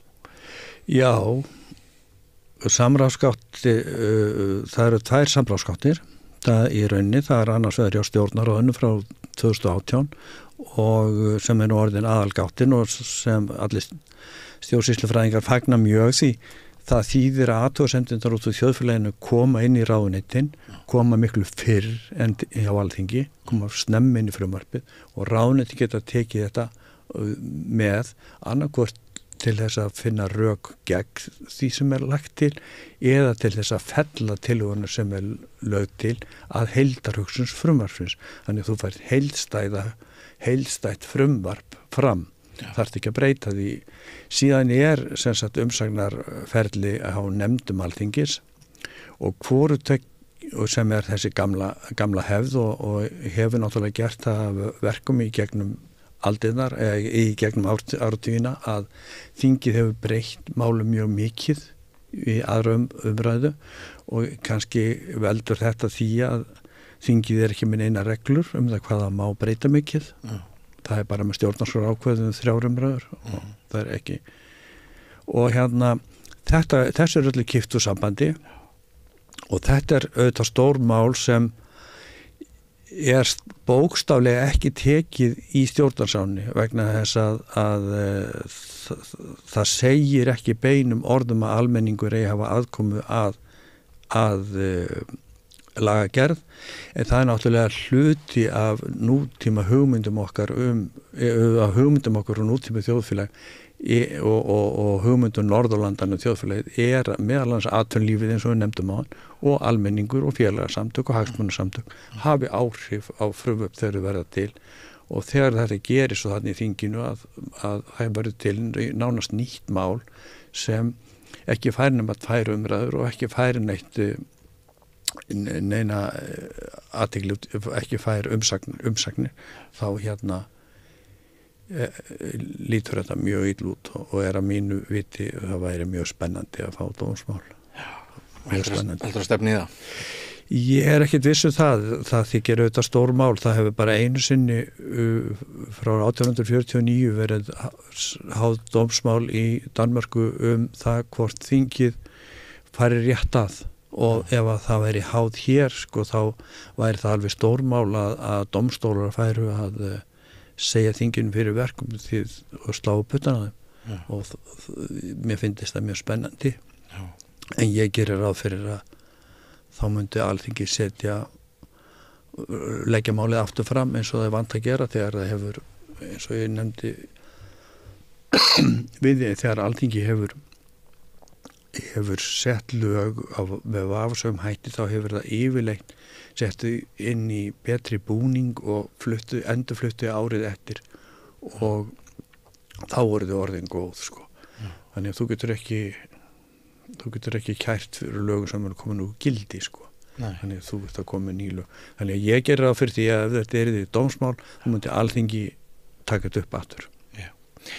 Haukur Harðarsson, kærar þakkir fyrir að svara spurningum okkar þessi mál. Við vorum jú aðalega að ræða náttúruvernd og fyrirtæki og stjórnsýslustofnanir hvað annað varðar en þetta tiltekna mál en það verður fróðlegt að sjá hvernig þetta mál þróast en við segjum þá þessa umræðu segjum henni slitið en höldum áfram.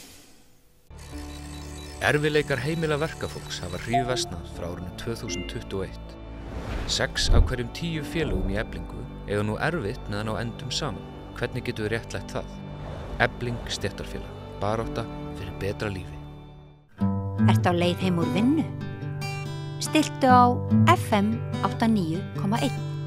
Við ætlum að ræða stöðu öryrkja og kannski fyrst og fremst að því að það kom í ljós þegar fólk voru að rýna í fjármálaáætlun að svo virtist sem að ein aðgerð til þess að fjármagna kjarasamningana eða það sem að ríkisstjórnin lagði til þess að næðust saman kjarasamningar á almennu vinnumarkaði.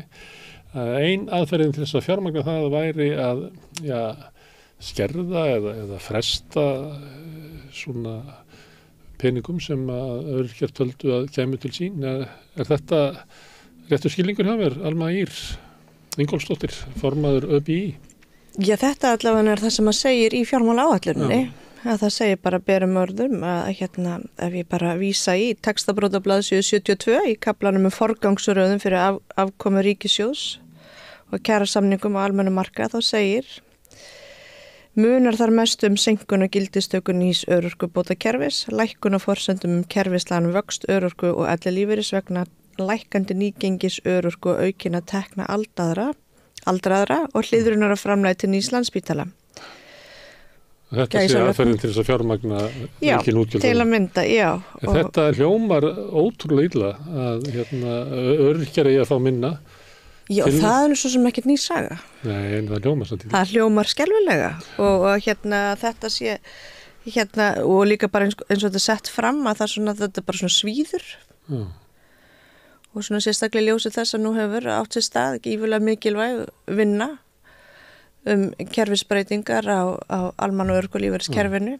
Þannig að setja þetta svona upp, það svona fær mann til þess að leggja kannski svona aðeins aðra önnum mörk í rauninu og skilningi í það sem að í stóru aðgerðina sem að hefur verið boðuð og að þeirra var að vera að kynna endurnýjaða ríkisstjórn eða náttúrulega nýtt ráðuneyti Bjarna Benediktssonar, þá var ég svona að hlusta eftir því hvernig hann talaði og að því að hann annars vegar hann formaður síns flokks og það er ekki áherslu á sín flokks, málefni síns flokks og það hefur komið fram að hann var að tala innflytjendamál, orkuna og verðbólguna, en hann líka forsætisráðherra, þannig að hann þarf að tala svona fyrir báða flokkana líka. Og ég tók eftir því hann talaði einmitt breytingar á almannatryggingakerfinu sem einn af stóru málum sem ætti að fara og það mál sem að Guðmundur Ingi, hann formaður VG, oft sagt að það starfandi formaður, en hann bara formaður. Hann formaður, já. Sem hann alltaf náði gegn. Og þarna kemur umlega kannski í ljós með hvaða huga menn horfa á þessa breytingar. Menn horfa á að þær leiði til minni útgjalda ríkissjóðs vegna örorkulífeyris. Já, og það nú sko svona sorglegt einhvern veginn alltaf að hugsa þetta sama hvar sem að í rauninni kemur niður í umræðinu þennan tiltekna hóp. Eins og þetta sé bara eitthvað mengi sem að einmitt bara svo orkuauðlindir eða hvað þetta hann heldur þú sendur til fyrst og fremst fólk að þá allt mjög veikri stöðu bara gífurlega í veikustu stöðu bara samfélagsins alltaf og hefur verið að þá alltaf sko kostnaðurinn það sem alltaf einhvern veginn sko forsenda hægt sé að gera eitthvað að það eitthvað, þetta dýrt, þetta kostar og kostnaðurinn alltaf í rauninni grundvalla forsendan, ekki það að þarna sé bara líf undir Og það bara, það í rauninni sama hver komið niður. Það skiptir ekki máli hvort að snýra hjálpartækjum fyrir hreyfihamla fólk eða hvort það bara að fólk eiga milli hnífs og skeiðar. Og þetta rosalega þreytandi, en þetta bara staðrend. Það sem að fyrir einhverjum árum þegar var fyrst verið að byrja á að knýja á þessar breytingar og ég held að Bjarni hafi líka bent á að upphafi megi rekja til nefndar Péturs Blöndal, það verið það. En lengi vel að þá var ÖBÍ í harðri mótstöðu þetta, sérstaklega út af starfsgetumatinu, út á reynslu annarra þjóða, sem að þá var því komið í gegn þessari breytingu til þess að minnka kostnaðinu við þetta. Stjórnvöld hafa síðan sagt að fram að svo sé ekki, vegna þess að ef að þú ert ekki á örorkulífeyri og átt að vera leitar að vinnu, þá ertu líklega á atvinnuleysisbótum. En þessi texti þarna bendi til þess að ef það væri svo, að það væri kannski kostnað sem var annar staðar, að þá stendst þessi texti ekki. Þannig vel að vera að boða það að aðgerðina leiði til minni útgjölda. Já, það hefur náttúrulega verið stefna stjórnvalda og það ekkert farið einhverjum sko leini orðum það í stefnu þeirra núna, bara síðastliðin ár, að það eigi að fækka fólki á örorku. Fólki eigi að fara í endurhæfingu með tilliti til starfsgetu og þess að það komist og að stefnan sé þá alltaf að einstaklingarnir komist aftur út af vinnumarkaðin sem alveg gott og bara sem eru markmið hvers einstaklings líka fyrir þann hóp sem fyrir þá sem að geta það og þá hefur bara eins og þetta núna að þá náttúrulega bara vinnumarkaðin engan veginn í stakk búin til að mæta öllum þessum hópi þar sem að þurfa að vera viðjandi aðlun þar til þess að vera gætt. Ég meina þarna bara, hópurinn jafn stór og hann misjafn, misjafna þarfir og þarna fullt af fólki undir líka sem að hefur bara heilmikla reynslu og þekkingu gífulega mikla menntun, þetta ekkert bara einhver einsleitur hópur. Og þarna hefur bara vinnuhópurinn vinnumarkaðurinn ekki verið tilbúin til þess að mæta þessum horfi og hvorki ríki sveitafél hafa sýnt með góða fordæmi að þau séu tilbúin til þess að veita hlutastörf til dæmis. Þannig að þetta þarf að tala saman ef að þetta á að vera svona göfugt markmið. En eins og þetta sett upp í dag í nýju frumvarpi sem að núna liggur fyrir og hjá velferðarnefnd. Þar sem að breytingar eru lagðar til á lögum þá almannatryggingar meðal annars og svo öðrum sem að þarna í rauninni teljast til þetta greiðsluflokka sem eru þá í dag að þarna er verið að horfa á þetta það sem að kallast þá samþætt sérfræðimat og við höfum gert athugasemdir við í okkar umsögn við þessi frumvarp að það sé bæði óljóst og óskýrt hvað felist í þessu samþætt sérfræðimati af því það er ekki til í dag. Það sem að við höfum fengið upplýsingar að það sé ekki verið að horfa til þessa breska kerfis sem er gott því að það náttúrulega var bara sýndi og leiti af sér bara hafði hræðilegar afleiðingar í för með sér En þarna sé verið að horfa til í rauninni, það verið mikið að horfa til Hollands og það sem að kallast ICF, ég nú þekki ekki alveg hvað býr á baki, að því að við höfum bara verið að vinna með þessa skammstöfun sko. Þar sem að eru aðrir grundvellir eða forsendur sem liggja baki matsins einstaklingsins. Þannig að vonandi hvort sem að það fari fram eða ekki, nái fram að ganga eða ekki, að þá er það raunverulegt það sem að okkur hefur verið sagt, en ekki bara orð á borði og í rauninni ekki hægt að fylgja því eftir með framkvæmd. En það allavega mér vitrari menn í þessum efnum og fræðum eru sko hrifnari af þessari útfærslu sem að þetta ICF felur í sér þá heldur en eins og þetta breska starfsgetumat. Að þarna og líka sko, mér finnst svo ótrúlega mikilvægt að í þessu þarna er verið að tala um einhverja stærstu kerfisbreytingar sem hafa átt sér stað fyrir almannatryggingakerfinu og þetta er alltaf fólk þarna undir. Þetta er ekki gróður, þetta er fólk sem er eitt, það er í sambúð, það er gift á börn eða hvernig sem það er. Allt reiðir þetta sig á kerfið af einhverjum ástæðum, það er ekki að því að það er enginn að sækjast eftir að vera. Nei, það er enginn byggður eftir því að verða að fá öryrkja og fá að vera fátækur. Þannig að mér finnst sko í öllu svona þá verður að sko horfa á það af hverju erum við að gera þetta og hvernig ætlum við það ekki nóg að leggja upp með einhvern starfsóp sem er að vinna að einhverju gufu markmið sem að þetta kerfi á þá að innihalda heldur verið framkvæmd en að vera eftir því líka. Því þetta er alltaf það sem að fólk þarf að reiða sig á. Þannig að mér finnst það einhvern veginn svona gleymast oft í umræðinu að þetta er alltaf fólk aðna undir. Það er ekki nóg að hann eitthvað rosalega fínt, flott kerfi sem er svo bara enga veginn virkar og hvað ætlum við að gera ef það virkar ekki? Já, þetta fólk á myndi skís og bryggju svo sættir.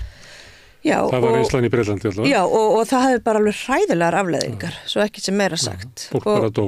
Já, en ég vona nú að meða við, og eins og ég segi, svo ég vísi í þau sem eru mér fróðari í þessum efnum og hafa verið með okkur í þessum okkar umsagnagerð, líta svo á eftir mikla heimavinnu að þetta sé það besta sem að hefur komið fram eins og staðan er í dag.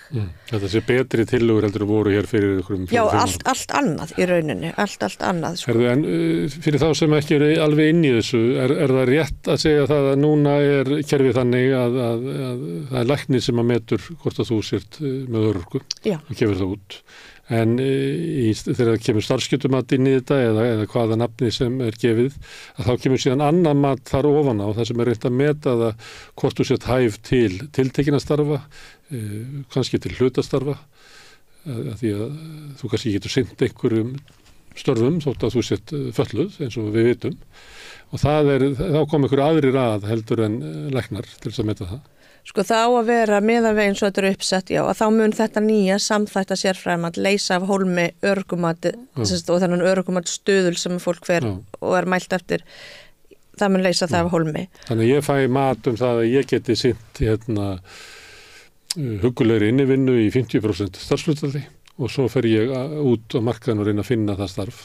Með aðstoð, já, þá Vinnumálastofnunar. Já, það er það sem er lagt upp með. Og í þessu samþættamati að þá er ekki bara verið að horfa á þessa læknisfræðilegu örorku. Heldur annað, sko þá er ég meina bara það sem er læknisfræðilegt, heldur það sem er félagslegt líka og svo andlegt. Þannig að það svona, sko, ef við horfum þetta bara frá því borði sem við höfum verið að vinna með í ráðgjöfinni hjá ÖBÍ, að þá erum við oft mjög hugsið yfir af hverju var ekki einmitt hort til þessara þátta, félagslegra þátta, andlegra þátta, bara hver er staða þín, hvaðan kemur, þú veist, hvaða menntun hefuru eða ertu með bakland, andlegir þættir, það er ekki nóg að geta bara að það sé hakað í og heyruru hérna inni, hvenær vaknaru, ertu með ágættu sjón, getur þú beikt þig niður og náði þetta sem að datt, eða drekkuru áfengi fyrir hádegi eða eftir hádegi, að það segir henni til hver geta þín er, hvort sem að hún sé einhver eða engin. En að þarna eru þá allavega komin fleiri sko forsendur inn í sem að vonandi verða til þess að fólk fær þá bara sko viðeigandi mat. En er þetta ekki þannig að núna er staðan svo að örorkumat þitt er metið, það er tilheyrir, eiginlega bara heilbrigðiskerfinu, en síðan kemur annað mat sem er að geta þín til þess að vera á vinnumarkaði Og þá það orðilega viðfang vinnumálastofnunar eða bara atvinnuleysisbóta eða vinnumarkaðarins að finna starf fyrir þig sem að hendar getu þinni til starfa. Jú, það þannig, já. Og þau sem að sko að því nú á að snúa þessum tölum við, þannig að þú ert ekki lengur með 75% örorkumat, sem það í rauninni 100%, heldur ertu með 25% eða minna. Nei, þetta örorkumat. Örorkumat að því að nú verður kerfinu breytt þannig að þú ert annarkvort með örorkumat eða hluta örorku. Og þessi hluta örorka þá í rauninni einmitt einhver starfsgeta fyrir hendi eða ekki. Og það þá í rauninni allir sem eru með meiri en 26% getu. Það búið snúa í rauninni tölunum þarna við. Það hlutfallinu í rauninni. Þannig, en svo, já, ég meina, vinnumarkaðan tilbúin til þess? Já, ég held að sé almennu skilningur að vinnumarkaðan hafi frekar verið að þrengja auka kröfurnar á vinnuaflið, að það sé frískara og ákafara og það sé meiri aðgengi fyrirtækjana að fólki og öðru slíku. Ég held að það sé svona almenn tilfinning fólk sem á vinnumarkaði. Frekar heldur en það sé meiri sveigjanleiki eða meiri sveigjanleiki til hlutastarfa og annað, ég held að Nei, og líka það, sko, nú ég bara ég búin að vinna lengi við þetta, ég með ákveðna reynslu og ég á kannski þessa menntun á baki sem að ég hef kannski ekkit endilega unni við, en ég bý að þessu og hvað ég að fá við starf samkvæmt því? Ég að fara í eitthvað allt annað? Og þetta náttúrulega bara, og þetta óljóst í frumvarpinu. Líklega hugmyndið svo að með því að horfa á þetta þarna megin frá, að þá verði til svona hvati, örfun, gulrót og svipa til þess að þú farir út á vinnumarkaðinu. Það einmitt markmiðið. En þetta brýnt, vandinn sá í íslensku samfélagi að það sé allt of mikið öryrkjum sem að geta vel unnið en ekkert að vinna?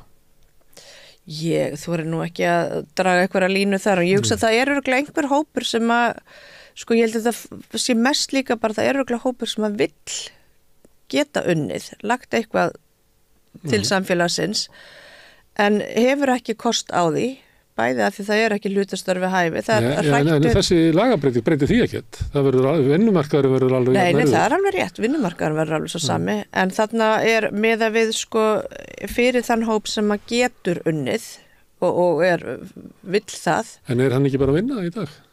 Ég ekki endilega svo viss. Þannig að sé hópur af því að þá erum við farin að koma kannski að tala, þá erum við komin að því að sko skerðingarnar af því að ef þú vinnur í dag ég með 75% varalegt örorkumat með 100% vinnugetu þannig að það enga skerðingar hjá mér þú veist ég myndi aldrei fá og hef aldrei fengið þannig að en fyrir þann sem að getur kannski unni 40% að þá byrjar hver króna að skerðast af því að vinnuframlagið bara 40%. En með þessu nýja kerfi... Það vandamál sem að ríkið býr til með skerðingunum sínum. Það ekki vandamál öryrkjans. Mér finnst það sömuleyti nýju lögin og breytingarnar eins og vandinn séu öryrkjans. Og það hvort sem vandi og það einmitt, það svona svipað umræðin sem kostnaðin. Að það alltaf vandinn þinn. Það alltaf, það svo fólk sem kom í einhvern sjálfskapavíti. Það enginn sem sækist eftir því að vera þarna. Og þetta ekkit eitthvað sem að sá sem að þarf að reiða sig á þetta kerfi. Að hann að burðast með það, einmitt, að hann sé annarkvort fyrir eða of dýr, eða hann hafa bara komið sér í það sjálfskapavíti. Og það svona, og það alltaf, eimir alltaf af því. Já.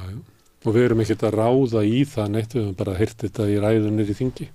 Já, og ég menna bara hlusta á hátt setta embættismenn, forstjóra og aðra í opinberum stofnunum tala fólk sem að reiðir sig á annarkvort almannatryggingakerfið eða bara einhvers staðar þar sem að niður kemur af hópi fatlaðs fólks að það bara orðræðan sem að einhvern veginn fær að þrífast gammar þessum hópi bara til skammar. Já, hún það. Já, hún það. Fyrir einhverjum árum að þá setti upp í sig á móti þessu svona breytingum.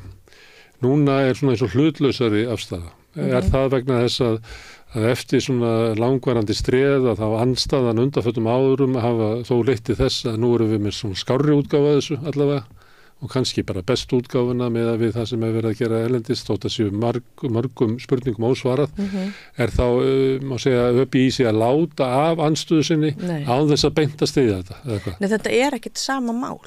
Þetta er ekkit sama í rauninni kerfi sem verið að bjóða, leggja fram núna, eins og var gert þarna 2018.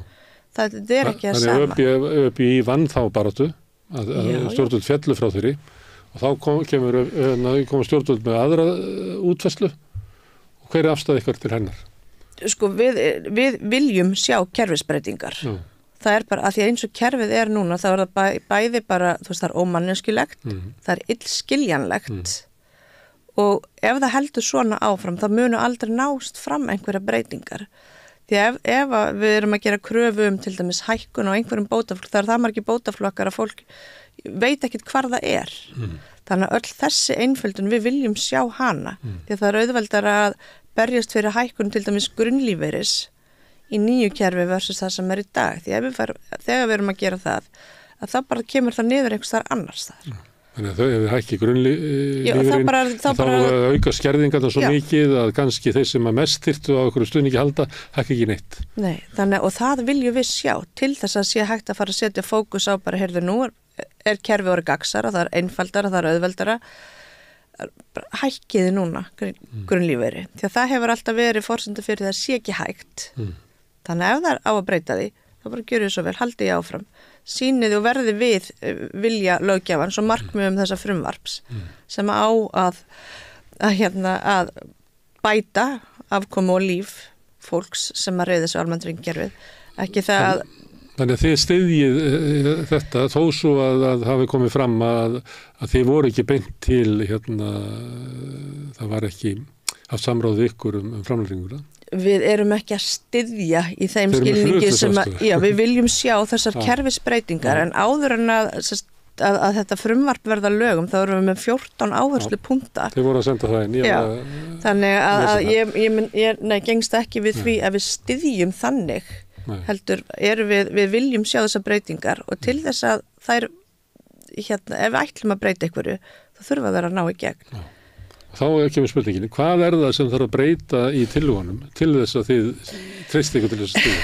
Ég er ekki að byrja að fara yfir 14 atriði, en þú tekur svona það helsta.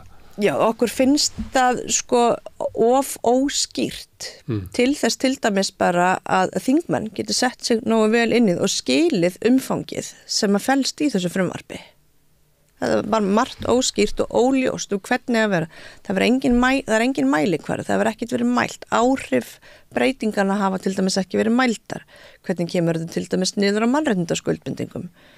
Er lagaáskilnaður fyrir hendi að skilyrða virknistyrki? Máttu skilyrða eitthvað sem er varið í stjórnarskrá? Það eru svona spurningar sem við erum að varpa fram og höfum áhyggjur af. Alma, ég er fyrir einhverjum árum, bara fyrir löngu síðan, svo sé bara 20 síðan, þá sagði einhver að þetta kerfi væri svo flókið að skildi það enginn. Já. Og ég sá þingmennina hlaupa í það skjól og síðan hafa þau bara verið þar og eiginlega ekkert lagt sig fram að reyna að skilja þetta. Nema kannski bara einn þingmaður á kannski hverjum áratug. Já, og við erum að tala að þannig löggjafinn. Ég veit það. En þeir hafa bara lítið, þú veist alveg, að þingmenn hafa bara lítið áhuga að setja sinni sem mál. Já, og það er svona eiginlega okkar tilfinning að það sé ekki nógu margir af þessum 63 sem eru búin að kynna sér með þetta eins og það hefur verið kynnt umfangsmestu kerfisbreytingar síðust áratugi. Og mér finnst bara þú veist, við krefjumst þess að þú gerir það. Það verði alvöru umræða inn í þinginu á stjórnmálavettvangnum og bara spurningar sem er bara erfitt og flókið að svara og sem að þarf að koma fram til þess að svona geta átt sér stað. Því að þetta það er ekki nóg að leggja upp með göfug markmið. Þú verður að geta fylgt þeim eftir í orði og sýnt ábyrgð. Því að þarna er undir hópur sem að reiði sig á þessa framfærslu sem hefur ekkert hann að segja. Og ef það er allt í einu orðið þannig að þingmenn bara vinni ekki þá vinnu sem að þeim í rauninni ber og það verður til þess að hópurinn bara að hangi ennþá undir einhverjum veikari stöðu eftir. Já. En þú sagðir áðan að það mat sem á að koma í staðinn fyrir örorkumatið, það sé ekki alveg skýrt hvernig að því er staðið.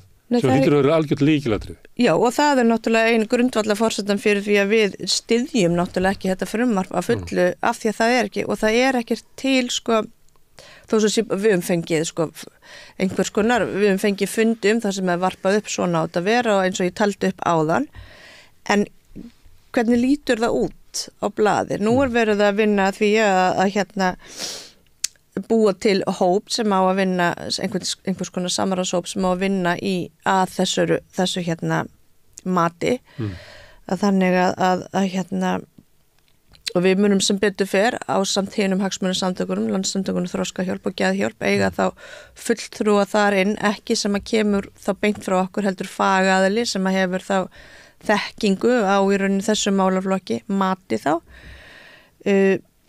sem á þá að vera að tala okkar máli, en þegar það er rosalega erfitt að leggja fram eitthvað mat á eitthvað sem er ekki til. Hvernig getur stutt við eitthvað sem er bara til í orði, það er ekki til á borði og þú getur rauninni ekki sagt þetta eru sko nákvæmlega það sem að verður. Þú veist, jú, það á að leggja mat á félagslega, líkamlega og andlega þætti, en hvað svo? Hvernig verður það gert og hvernig hver gerir það og hvernig? Já, það verður alltaf á forræði Tryggingastofnunar. Þannig á grundvelli þessa laga getum við ímyndað okkur hérna einhver sem að hefur samkennd með öryrkjum getur afgreitt búið til kerfið svona, en síðan getur líka ímyndað okkur einhver sem hefur kannski verið að básuna í þingi anduð sína hvert öryrkjum og hlera. Hann getur búið til allt annað kerfi á grundvelli þessa laga sem er kannski óbærilegt að lifa við. Já, ég vona heitt og innilega að svo verði ekki, en sko á öðru kosti að því að eins og ég sagði áðan að þingmenn virðast ekki hafa verið að leggjast yfir þetta. Ef þetta hefði verið eitthvað annað að þá hefði örugglega sko verið miklu hávarari umræða þetta. Og mér finnst það óskiljanlegt og mér finnst það mjög svona sárt fyrir hönd þessa gríðarlega stóra hóp sem að hefur í rauninni ekkert þetta að segja.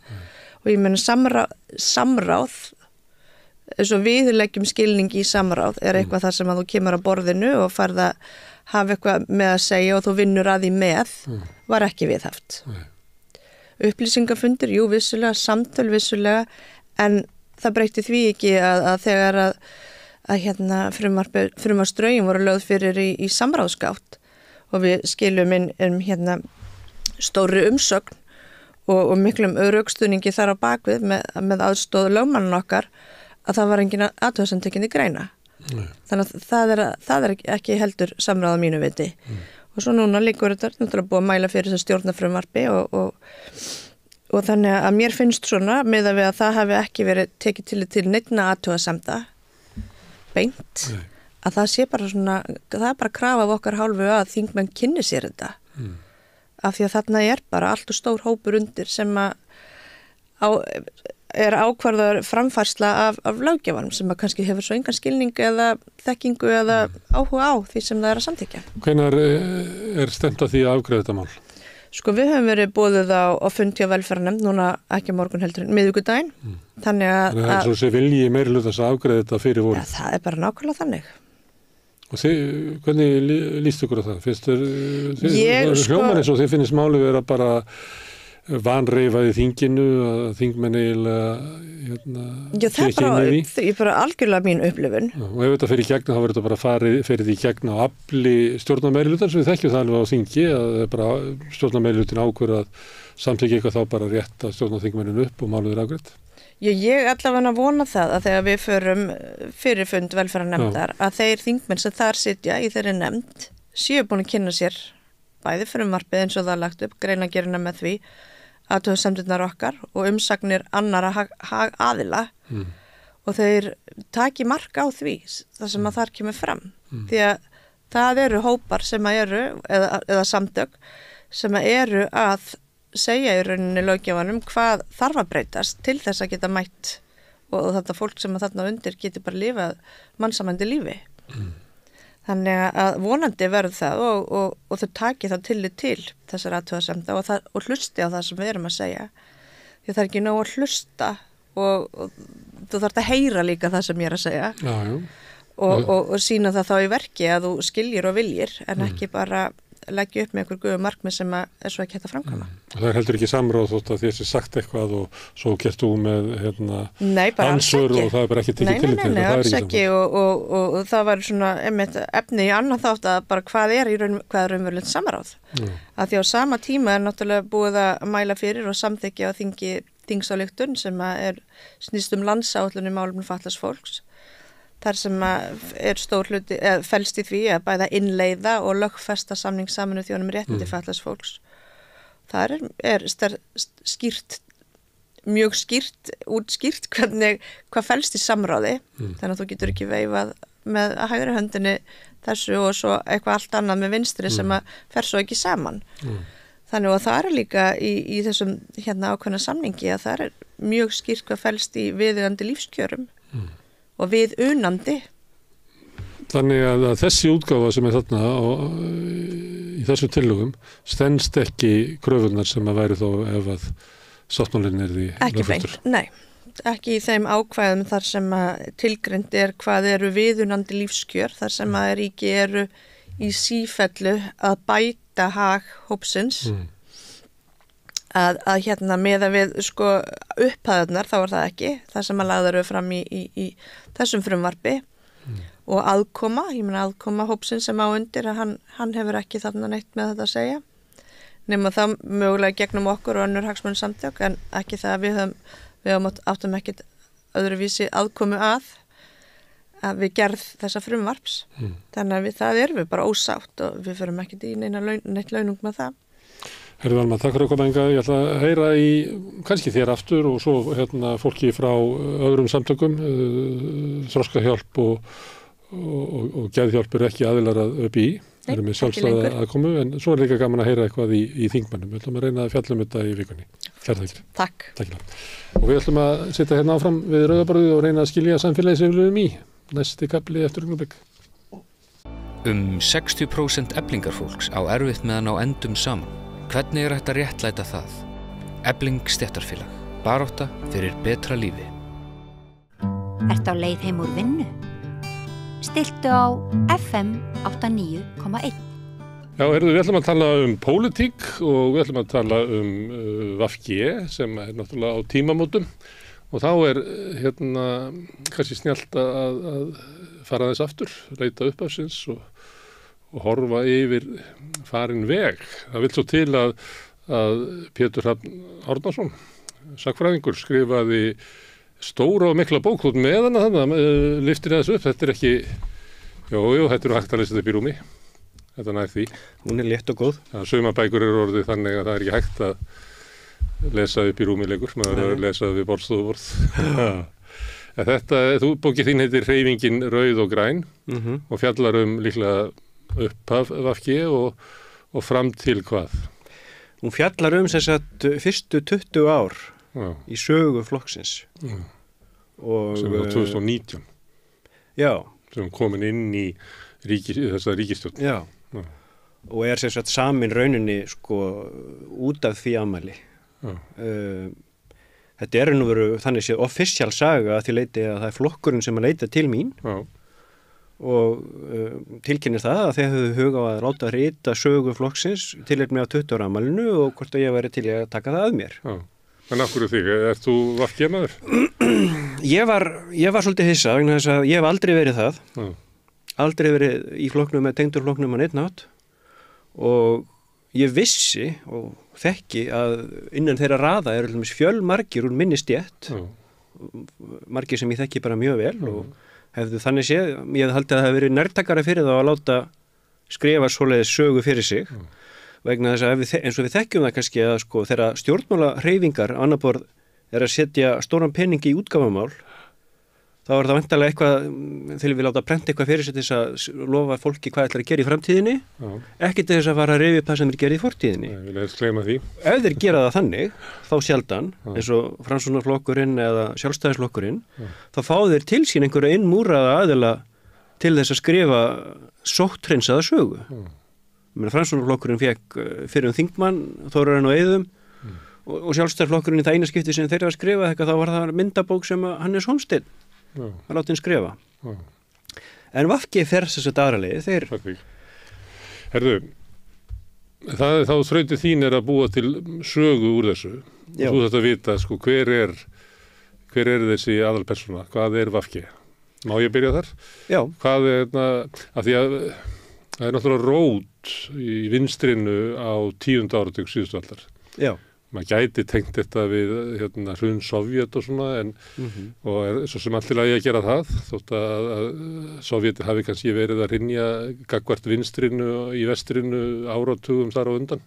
Vinstrið að gera upp við Sovjetríkin, sko, kratandir mjög snemma og síðan er það Ungverjaland og Tékkland og Afganistan og margar ástæður.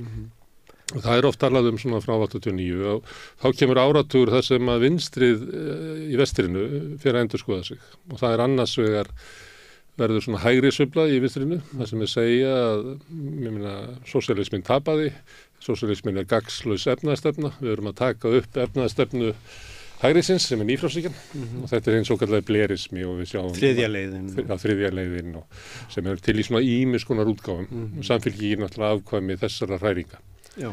Síðan var önnur sem var það að já, það má vera að sósíalismin virki ekki og eitthvað svona en sósíalismi var náttúrulega farvegur mannréttindabaráttu á 20. öld. Hann var farvegur fyrir kvennabaráttuna, hann var farvegur fyrir réttindabaráttu jaðarsetta hópa, hann var barátta fyrir umhverfinu og friðarbarátta og eitthvað flera og þannig að við ætlum að búa til flokk í kringum það og VG er sannarlega hluti af þeim með. En svo er náttúrulega blæbrigði á milli landa.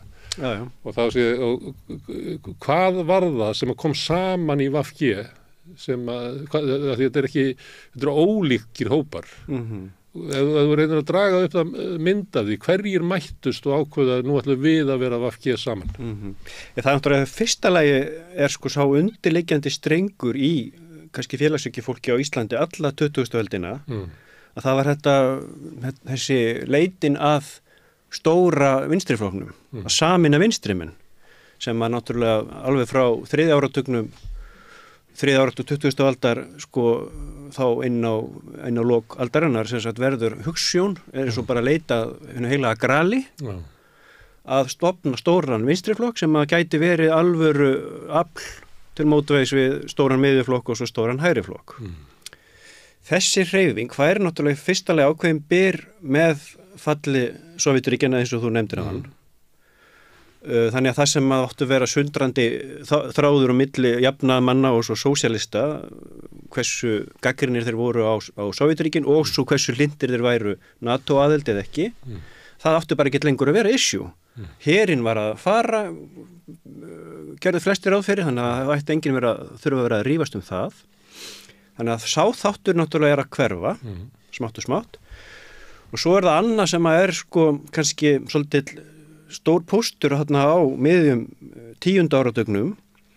Það er að það var að verða til svona ákveðin eilíðarvél í íslenskri pólitík. Það er að segja samstjórn Framsóknarflokks og Sjálfstæðisflokks. Hún verður til hérna 1995 og ég held að mjög margir sem að tengdust alþingi pólitískri væringum á þessum tíma þeir vissu það. Þetta væri fara að vera þó nokkur kjörtímabil sem reyndist rétt.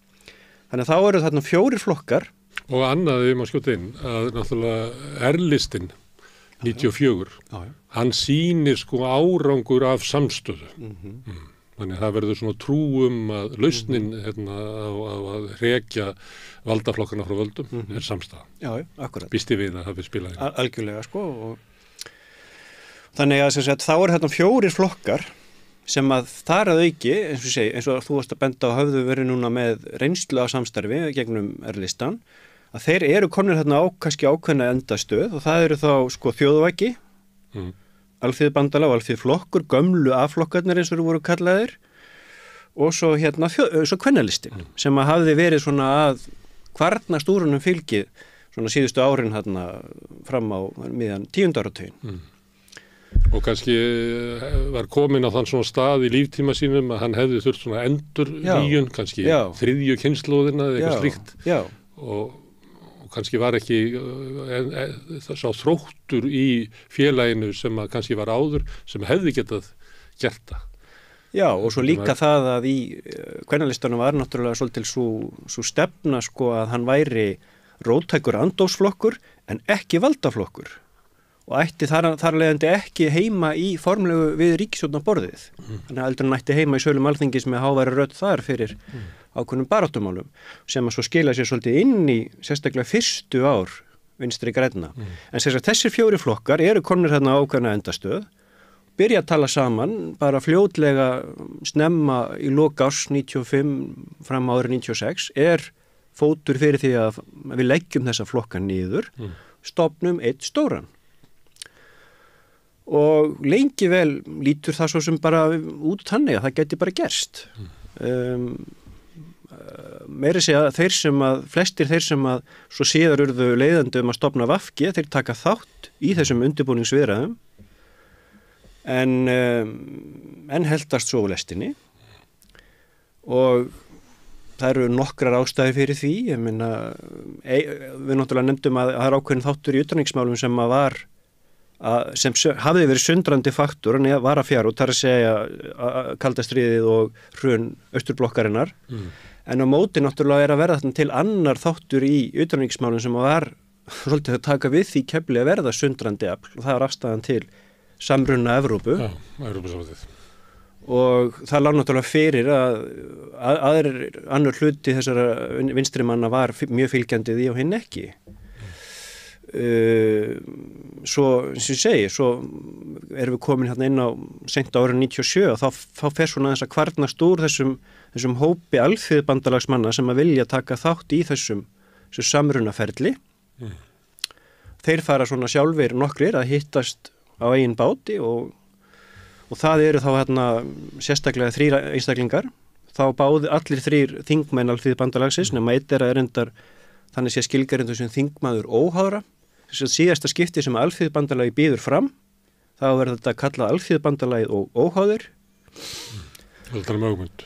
Já, og þá er það Ögmundur og hann er hérna við borðið með Hjörleifi Guttormssyni og Steingrími Jósefssyni. En býtu, var það ekki þannig á honum að fyrst þegar bauð sig fram að þá var alþýðubandalagið óháður?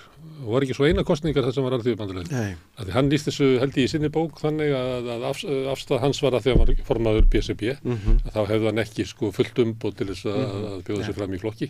Þess vegna hafði þetta verið gert svona.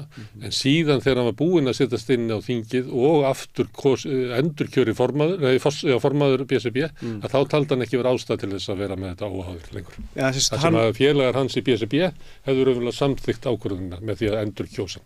Já, en hann sé þetta kosin fyrst á þing 95. Já, það er þá nærði ekki, þannig að það er bara í VG sem hann ekki óháður. Já, og það er þá náttúrulega, þá má man segja, þá kosningunum 95 eru 2 flokkar sem eru að bjóða fram, þar að segja alþýðubandalagið og óháðir og þjóðvæki. Menn voru alltaf að stofna nýja flokka í gamla daga til þess að reyna samin af vinstrimenn. Báðir þessi flokkar voru með eitthvað nýtt svona agenda það að kjósið okkur og þá ertu að leiða fram öfluga stóra nýja hreyfingu vinstrimanna. Það er eitt þarna með þennan klofning vinstrimanna. Og besta útskýringin sem ég hef fengið á því er að það er flokkur og forustan færi sig til hægri og sem að gerir líf róttækra vinstri sósíalista óbærilegt. Þannig að þeir neyðast til að stofna nýjan flokk. Það er oft verið, en það er alltaf litið á að þeir kljúfi. En raunverulega má horfa á það þannig að linnulausa ferð forustunar alltaf til hægri og inn að völdum íslensk samfélags inn að málamiðlunum og leiði til þess að flokkurinn er ekki svo flokkur sem ég ekki í og ég verð að stofna nýjan. Já, það er náttúrulega það sem er og þetta er náttúrulega það sem að gerist á fljótlega jafnvel nokkuð snemma á líftíma VG er að það reynir á, jafnvel bara þegar hann er flokkur í stjórnarandstöðu að það eru þarna aðeinar eins og Óli Kommi heitinn sem er þarna mjög duglegur við stofnun flokksins, sérstaklega á Norrlandi. Hann ekki langt lið og ég menn ekki hvort það eru 2002-2003 sem hann segir sig úr flokknum út af því að hann var að skynja að þetta yrði eitthvað miðjumóð, málefnilegt miðjumóð. En þetta þarna með að forystafærið til hægri og vinstri sósíalistar verði að búa til nýja flokk, það skiptir máli í samfylkingun og VG, af hverju VG verður til. Það má alveg stilla því þannig upp að hluti hópsins, en reynda lýsið þú þessu eins og það hafi verið fyrst og fremst kannski þingmenninir sem eru hvatamenn, þannig að VG sé kannski ekki svona þessi grasrótin í einhverju flokki sem að yfirgefur. Það er ekki alveg þannig, en það mætti stilla þessu upp í þessari sögu að það átt að færa allan hópinn til hægri. Þetta er náttúrulega, blertíminn þarna. Já. Og það er eðlilegt að kannski róttakari sósíalistarnir inni sjáu fyrir sig býtu flokkur sem verið að fara að stofna. Hann getur alltaf verið minn flokkur. Nei, en eins og ég segi svo líka sko er að flokkurinn var kallar VG kannski líka í tvennumskilningi hérna í upphafi. Það er að segja þetta eru róttakir, þetta eru svona established vinstrimenn, en þetta var líka fyrir grassrót. Og þeir reyna aktíft allir sem eru að koma að þessu frambóði að laða að nýtt fólk og fá fram jafnvel fólk sem hafi aldrei áður verið merkt pólitík inn á frambóðslista og meiri segja í sömum kjördæmunum í fyrstu kosningunum hérna 99, það eru fólk sem hafi aldrei komið nálægt pólitík sko, sem að leiðir eins og Suðurlandi og Norrlandi vestra og þannig að sko, en sannarlega þeir aðilar sem eru þarna fremst í stafni, það eru vissulega menn sem að voru tengdir sérstaklega þá Alþýðubandalaginu. Það eru Steingrímur og Ögmundur. Hluta til Hjörleifur, en náttúrulega Hjörleifur bara ætlaði sér ekkit aftur á Alþingi, þannig að hann svona málnafnlega er mjög virkur en tekur svo ekki þannig sér þátt í einlegri kostningabaráttu þarna í fyrstu kostningunum 99. Þegar að sér að þeir ná að, sko, þeir eru að stofna hennar flokk með tómar hendur. Eignir þessara flokka, Alþýðubandalagi átti reyndar aðalega skuldir, en Alþýðuflokkurinn átti þó nokkrar eignir, en samt formlegar eignir þessara flokka, allir flokkslistar, innringilistar og allt þetta dót sem að fólk þarf að nota þegar það er að vinna í kosningabaráttu, þetta fór allt til Samfylkingarinnar. Þannig að þeir sem eru að skipuleggja kosningabaráttu fyrir VG, þeir standa hérna með tómar hendur, kannski eins og sem hlutu til sem þið þekkið, þurfum við að gera þetta bara frá minni, hver var áttur í Grundarfirði sem eftir að hringi og tekst samt þannig að koma að laginna hreyfingu sem að nær þarna 9% fylgi og 6 þingmönnum sem að þótti þá ekki til sigur. Það er líklega þá eitthvað svona dómur það að það var hljómgrunn fyrir þessu, þetta var ekki óanægju klofningsframboð tveggja þingmanna. Já, einmitt, alls ekki. Það er ekki að flokka þannig. Og þá horfum maður kannski á söguna, það sem er þessi hugmyndum að sameina vinstrimenn hérna á Íslandi. Þetta er óbíla flókin saga og tengist kjördæma skipan og einhverju fleiri, þú veist hvenar það gerist að flokkandi ná að verða stórir sko, það er betra, það verða freka til stóri flokkar, það sem eru fáir þingmenn í hverju kjördæmi og þau verða allra stæðst það sem er bara einn. En það sem eru margir þingmenn í kjördæmi, að þá eins og þess núverandi kerfi er eiginlega kerfi sem er svona 7-9 flokkakerfi. Það bara liggur í hlutans eðli og þú sér þetta bara þú skoðar Holland eða eitthvað, það sem er landið eitt kjördæmi, það sem eru sko 17 flokkar á þingi og þú sér þetta í Brasilíu, það sem eru sko mjög margir þingmenn í hverju kjördæmi, ég held að séu bara 40 flokkar á þingi þar, en svo ertu með Bretland og Bandaríkin, það sem eru bara, þannig að það er að hluta til er eitthvað svona hugmynd á baku það er svolítið, minnst gaman að segja þetta vegna þess að Samfylkingin til dæmis sem er alltaf vilja að vera stóri flokkurinn, einn stór flokkur, hann er alltaf berjast fyrir landi við eitt kjördæmi sem er eiginlega vinnur gegn hugmyndin að verði eitt stór flokkur. Já, það er. En þau halda þetta sér drifið áfram af hugsjóninni. En þegar maður horfir á Íslanda þessa klofningu á milli krata og svona róttakari sósíalista, þetta er það til í Skandinavíu, þá höfum við róttakari sósíalistaflokka, en það náðist að mynda svona, þeir eru breiðari krataflokkarnir þar heldur en hér. En hérna var það eiginlega í gegnum tíðina að róttaki sósíalistaflokkurinn, hann var alltaf stærri, langoftast stærri heldur en krataflokkurinn. Alþýðubandalagið var yfirleitt aðeins stærri. Ekki á 9. áratugnum, þá snýst þetta aðeins við, þá fer Alþýðuflokkurinn aðeins fram úr og það er svolítið merkilegt sko með, en svo náttúrulega fer Alþýðuflokkurinn í þetta samstarf með Sjálfstæðisflokknum 91-95 og missir mikið fylgi í kjölfarið á því í kosningum, endar hérna einhverjum 11%, en Alþýðubandalagið áfram í einhverjum 15-16%. En svo þegar þessi 2 flokkar eða 4 flokkar fara að leiða saman hesta sína í að sérstaklega skoða hvernig geta skipt sætum í kjördæmum hvaða flokkur ætti að eiga, hvaða sæti og sirka og svona, að þá, það sem ég hef aldrei almennilega skilið í þeirri sögu, hvernig tókst Alþýðuflokknum að ná svona góðri vígstöðu með að þeirra fólk var leiðandi í mörgum helstu kjördæmunum. Þannig að þetta hafi verið næstu litið út eins og yfirtaka Alþýðuflokksins á reyfingunni. Já, sem var samt mjög veikur flokkur á þessum tíma, sko. En sem að svona, ef við horfum tilbaka í sögunni, ég held að það sé bara almenn tilfinning flestra að þeir sem voru ráðandi þarna inni voru Alþýðuflokksmenn og svo svona þessi sem að voru eiginlega á mörkunum, sko. Sumir voru farnir yfir sem kom úr Alþýðubandalaginu, eins og Össur. Þetta er svona ákveðin kynslóð Alþýðubandalagsmanna sem að var eiginlega tók mikið þátt í umræðinu þriðju leiðina og eitthvað fleira. Svona líka byrtingsfólkið það ekki sem að mörður og þetta líka út af tíðaranda líklega að þá það er ekki lögð áhersla á að halda ítökum við verkalýðshreyfinguna, það er ekki frekar hallarinslegt, alveg eins og var í breska verkamannaflokknum, þar sem að Blair var eiginlega að höggva af öll áhrif verkalýðshreyfingarinnar. Og þá þetta svona hugmyndum svona baráttu þar sem að flokkurinn áeiginlega bara vera á þingi en síðan á verkalýðshreyfingi bara semjum laun og þannig að það er margt sem að mótar þetta sem að veldur því að kannski svona sjóna með kratanna verða ráðandi. Já, mjög líklega. Það var alltaf það sem gerðist og framlag síðan framlag kvennalistans var eiginlega bara Ingibjörg Sólrún. Það var bara fórustu kona.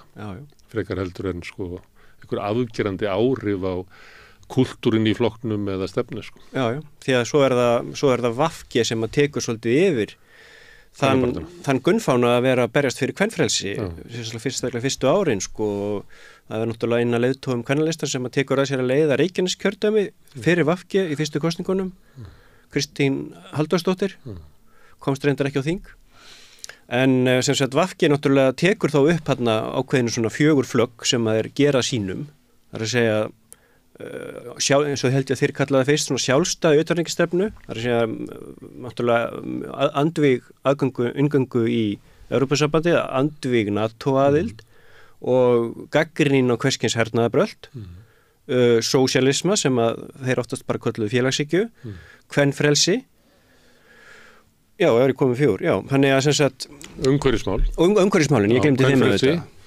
Friður og sósíalismi, eitthvað svoleiðis. Já. Þetta eru þeir 4 sem þeir halda þeir 4 fánar sem þeir halda á lofti og gera sínum og þessu fyrstu ár á líftíma sínum verða frægir fyrir svolítið herskáan tón á mörgum þessum sviðum inn á sölum alþingis. Oft þannig það var gert grínaðum, þeir vildu bara fara að rækta fjallagrös og þeir höfðu ekkert ansvar við stórum áformum í virkjanamálum fyrir austan, vildu bara... Þetta er Kárahnjúka-árin. Þetta eru Kárahnjúka-árin og þannig að þeir skiluðu bara auðu í atvinnumálum og fá gagnrýni á sig fyrir allskins svoleiðis vildu vera netlöggur því að þeir væru gagnrýnir á óheft aðgengi að, ég veit ekki hvað ég segja, klámsíðum og ýmsum slíku sem þá var í umræðinni. Þá eru kannski komin að þessu sem þú drafst aðeins á áðan sem að svona flokkar svona þessari stöðu í litrófinu að þeir eins og kvennalistin, þú vísaði í kvennalistan svo þeir taka ákvörðun það, hvers svona flokkur eru við flokkur sem ætlar að fara hér og taka völdin, eigum við að vera í samsteypu stjórnum með hinum, eða eigum við að vera gagnrýnisröddin og toga stjórnmálin til okkar með vasklegri framgöngu í ræðu og riti og þetta sjáum við í Skandinavíu að það eru flokkar sem að raunverulega fara aldrei inn í ríkisstjórn en hafa þessa stöðu, geta veitt ríkisstjórnum varið og vantrausti gegn einhverjum framgangi mála en því miður hefði ekki orðið til á Íslandi þannig að fyrst birtist VG kannski sem hreinn svona andofsflokkur. Já, hann gerir það og innan hans sem kannski var náttúrulega ekkert mikið á yfirborðinu og þá tekist þeim á þetta, eigum við að vera svona flokkur eins og kannski sumpart nær enheiðslistin í Danmörku sem einmitt einn af þessum flokkum sem að kannski á góðum degi tilbúin að verja ríkisstjórn falli en ekki að ganga inn í hana en sem sagt, ég man ekki hvernig það er endilega ákveðið en sem sagt, það slegið út á borðinu þessir menn náttúrulega eins og Steingrímur og sérstaklega Steingrímur þeir þekktu það hvað er að vera í ríkisstjórn og langaði alveg auðvitað að komast aftur í ríkisstjórn. Já, hann hafði verið landbúnaðarráðherra í ríkisstjórninni 88 til 91. Já. Og þannig að það verður bara slegið út á borðinu. Þannig að í fyrsta sinn sem að þessi eilíðarvél sem ég kallaði svo sem að ríkisstjórn Sjálfstæðisflokkur Framsóknarflokks, fyrsta skipti sem að hún högtar og augljóst að mótorinn að breiða úr sér, það að segja eftir kosningarna 2007. Það var einsmanns meirihluti, þau hingu hefðu getað haldið áfram. Já, þeir hefðu getað haldið áfram, ákveða að gera, sérstaklega íhaldið ákveður að gera það ekki. Nei, þeir treyst ekki Framsóknarflokknum. Nei. Og ég man eiginlega, þegar ég fattaði að þessi ríkisstjórn var dauð, það var í umræðu þetta á Stöð 2, þar sem Þorgerður Katrín sem þá var varaformaður Sjálfstæðisflokksins sat í svona spjalli með Bjarna Harðarsyni sem var þingmaður. Og ég sá á svipnum á Þorgerði Katríni, hún ætlaði ekki að treysta á líf ríkisstjórnarinnar á þessum manni. Nei. Já, og svo var Kristinn H. Gunnarsson var hann ekki líka. Það voru svona nokkrir órólegir framsóknarmenn sem sjálfstæðismenn mátu sem svo að þetta er of dýrt fyrir þá að fara í ríkisstjórn því að þeir þurftu að kaupa þessa menn viku eftir viku. Líklega horfaður einhvern veginn þannig á það, bara þetta sé of dýrt. En sem sagt... Þá var möguleiki á að renna sér inn í ríkisstjórn með Sjálfstæðisflokknum og þá bauð VG sig fram. Já, og reyndu að fá samtal á milli formannanna tveggja. Geirs Haarde og Steingríms J. En varð ekki því að forystar Sjálfstæðisflokksins og maður oft heyrt að það hefði einmitt verið Þorgerður sem hafi nú verið mjög einurð í því að mynda frekar ríkisstjórn með Samfylkingunni og það var náttúrulega það sem verður úr. Þá verður til þessi svo kallaða, hvort sem við kallum hana hrunstjórn eða hvað, en hún verður stofnað þarna Ingibjörg Sólrún og Geir mynda þarna þess að sína stjórn sem er þarna stór samsteypu stjórn auðvitað með marga þingmenn á bakvið sig en við veitum hvernig svo saga endaði. Og metið sem stórkostlega mistök hjá Samfylkingunni, ég veit það ekki. En sagan þaðan meina frá er það að þeir urðu að gera þetta vegna þess að annars hefði verið mynduð ríkisstjórn Sjálfstæðisflokks og VG. Já. Kannski þyrfti ég að fá eitthvað sem væri að skrifa bók Sjálfstæðisflokkinn til þess að meta þetta, að því þegar við erum að rifja þetta upp, að þá er augljóst að þarna er líka sjónarmiðin í Sjálfstæðisflokknum sem að ráða þessu og þau sjónarmið, það fólk sem að vildi velja Samfylkinguna frekar er eiginlega það fólk sem að síðar eiginlega tapar valdabaráttunni inn í Sjálfstæðisflokknum. Og endar inn í viðreisn. Og það eru þeir sem að vilja frekar líta á VG og þeirra sjónarmið sem svona traustari pólitík heldur en Samfylkinguna sem að eiginlega hafa verið ráðandi í Sjálfstæðisflokknum síðan. Já, það má líklega segja það sko. Allavega maður les Dagsteina, það var verið að tala Samfylkinguna sem svona hálfgerðan óábyrgan flokk svona sem að eldir einhverja vitleysu og er ekki inn í raunverulegu pólitík. Nei. Ég held að Davíð hafi nú alveg frá fyrsta degi verið mjög gagnrýninn á Samfylkinguna. Hún var náttúrulega sömuleyti stofnuð gegn hún. Jú. Og við veit að við erum ekki að tala Samfylkinguna, en einn af hörmum hennar er einmitt Davíð Oddsson, af því að hann er 99 er hann náttúrulega með ótrúlega drottnandi stöðu bara í íslensku samfélagi og Samfylkingin er stofnuð sem mótvæði við Sjálfstæðisflokkinn og snýr að honum og fer svo að reyna eiginlega kópir hann. Og þannig að Samfylkingin er alltaf að leita hennum sterka leiðtoga á móti Davíð og að sömuleyti þá var þetta ekki svona góð uppvaxtarár fyrir Samfylkinguna að vera með Sjálfstæðisflokkinn svona í þessum ham. Nei, enda fer fylgi þeirra svolítið sveiflast og jafnvel oft niður á við og meðan að VG bara vex jafnt og þétt. Þeir fá hérna sko 9,1% í fyrstu kosningunum, missa smá fylgjarindar 2003, en svo eftir það, í kosningunum 2007 og svo náttúrulega sérstaklega 2009, þá fer fylgi þeirra bara lóðbeint upp sko.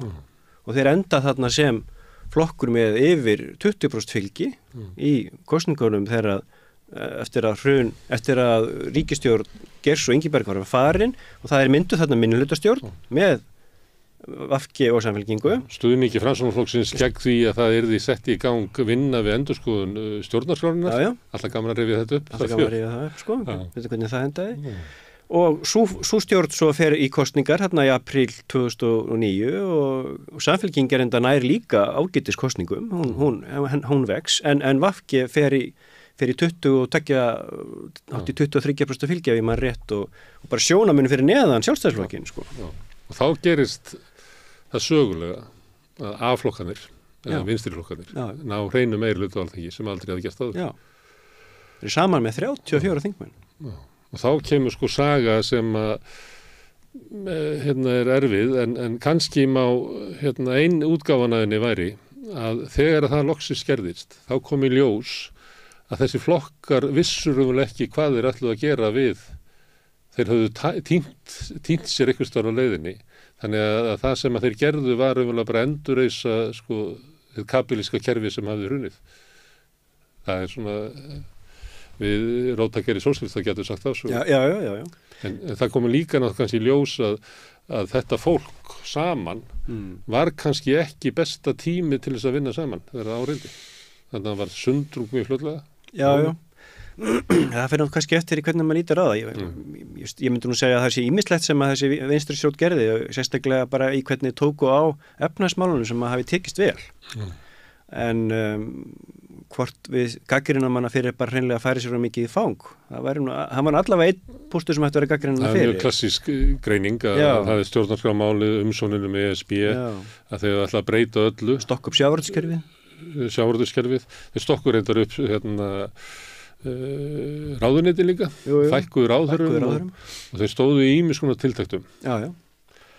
En þannig strax að sumari þegar verið að mynda málefnasamningin fyrir stjórnina þá sem sagt kemur í ljós að Samfylkingin mjög hörð á því að það verði sótt aðild að Evrópusambandinu og VG hafði í kosningabaráttunni sagt vegna þess að það lá í loftinu við munum það að það yrði gert það lá bara í loftinu þannig að þeir sem höfðu áhuga á að kjósa VG þeir vildu bara sannlega vita ef við kjósum ykkur, það öruggt mál að þeir eru þá að fara standi í lappirnar og það verður ekki sótt aðild að Evrópusambandinu.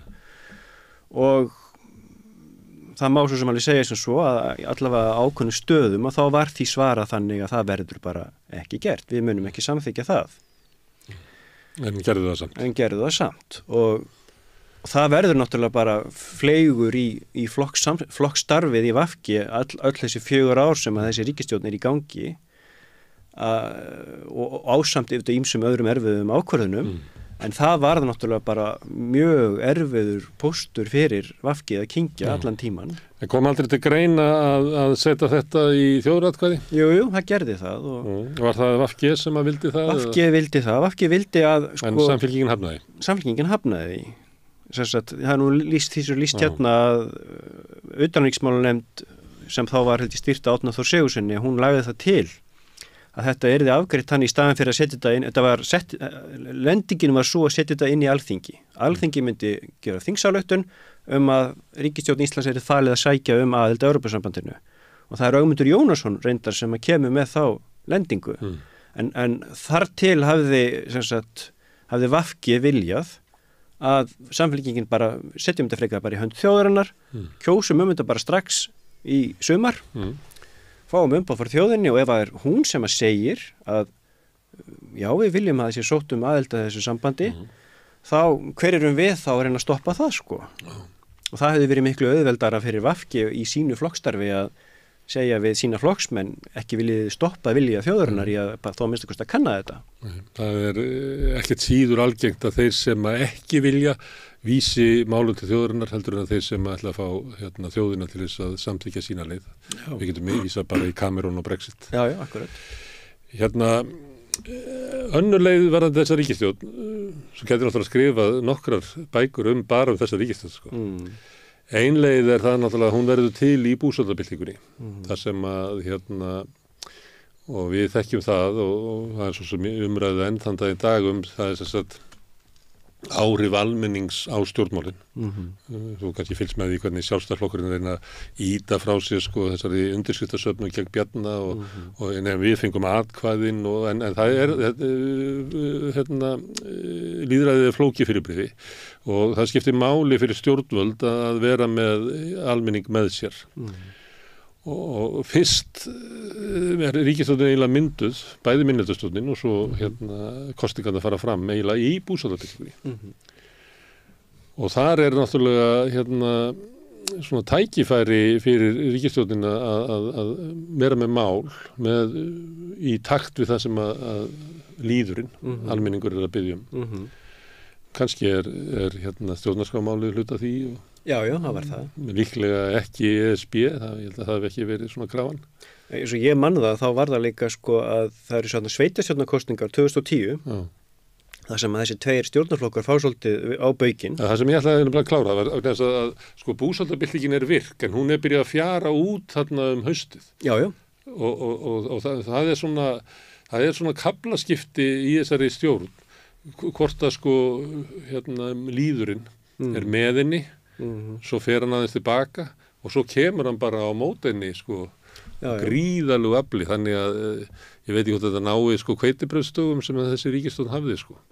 Nei, það er bara fljótlega alltaf snemma árinu 2010 sem er byrjað að mótmæla mjög hefturlega og sérstaklega svona stundum eins og setningu alþingis þegar að þingmenn er að labba úr Dómkirkju inn í gamla alþingishúsið og bara verða fyrir aðkasti, það er bara að kasta steinum og eggjum í þingmenn. Í átna eggið í gagnu á honum sem hann nefndir átna átni. En það er einhverja vegna þá næri þessi ríkisstjórn ekki að verða ríkisstjórn kröfu almennings breytingar. Þau eru að tala það í ýmsum málum, en að sumuleyti kannski er þetta mál sem að þau höfðu haft á dagskránni áður. Já. Það má svona velta fyrir sér. Hversu vel svöruð er kröfum götunar. Já, það má vel vera sko. Því að það var krafið bara húsnæðisöryggi. Já. En svo á móti kemur geta þau bent á og gera að það hafa verið gerðar óháðar kannanir á hvernig það ríkisstjórnin sem tókust á við mjög alvarlegan efnahagsvanda eftir bankahrunnin árinu 2008, það verðum að tala um það kannski Ísland, Írland, Grikkland, Portugal og borðnar samar sérstaklega það er efnahagsaðgerðir sem er gripið til og þessi ríkisstjórn, hún hefur þó fengið þann svona dóm að hafa gert það með eins með minnstum sásauka fyrir hérna tekjulitlu í samfélaginu. Mun betur til dæmis heldur en Írar.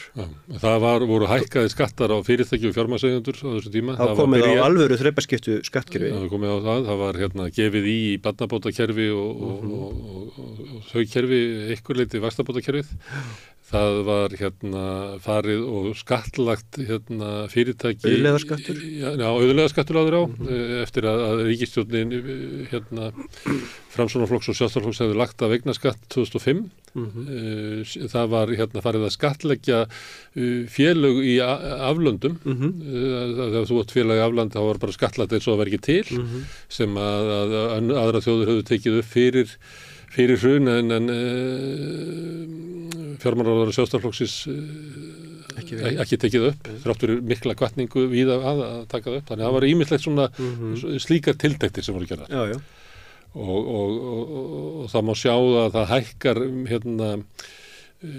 hlutdeild velferðarkerfisins af landsframleiðslu hækkar, hluta til vegna þess að landsframleiðsla minnkar á þessu tíma en það er sama.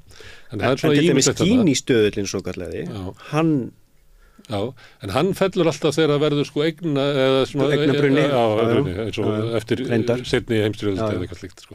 Þannig maður veit ekki hvað af þessu voru aðgerðir en það eru gerðar svona aðgerðir en það sem að sveið mest var að fólk var að missa heimili sín og ég veit ekki hversu mikið menn er að velta því fyrir sér eftir á að í var þetta ástæðulaust að gera þetta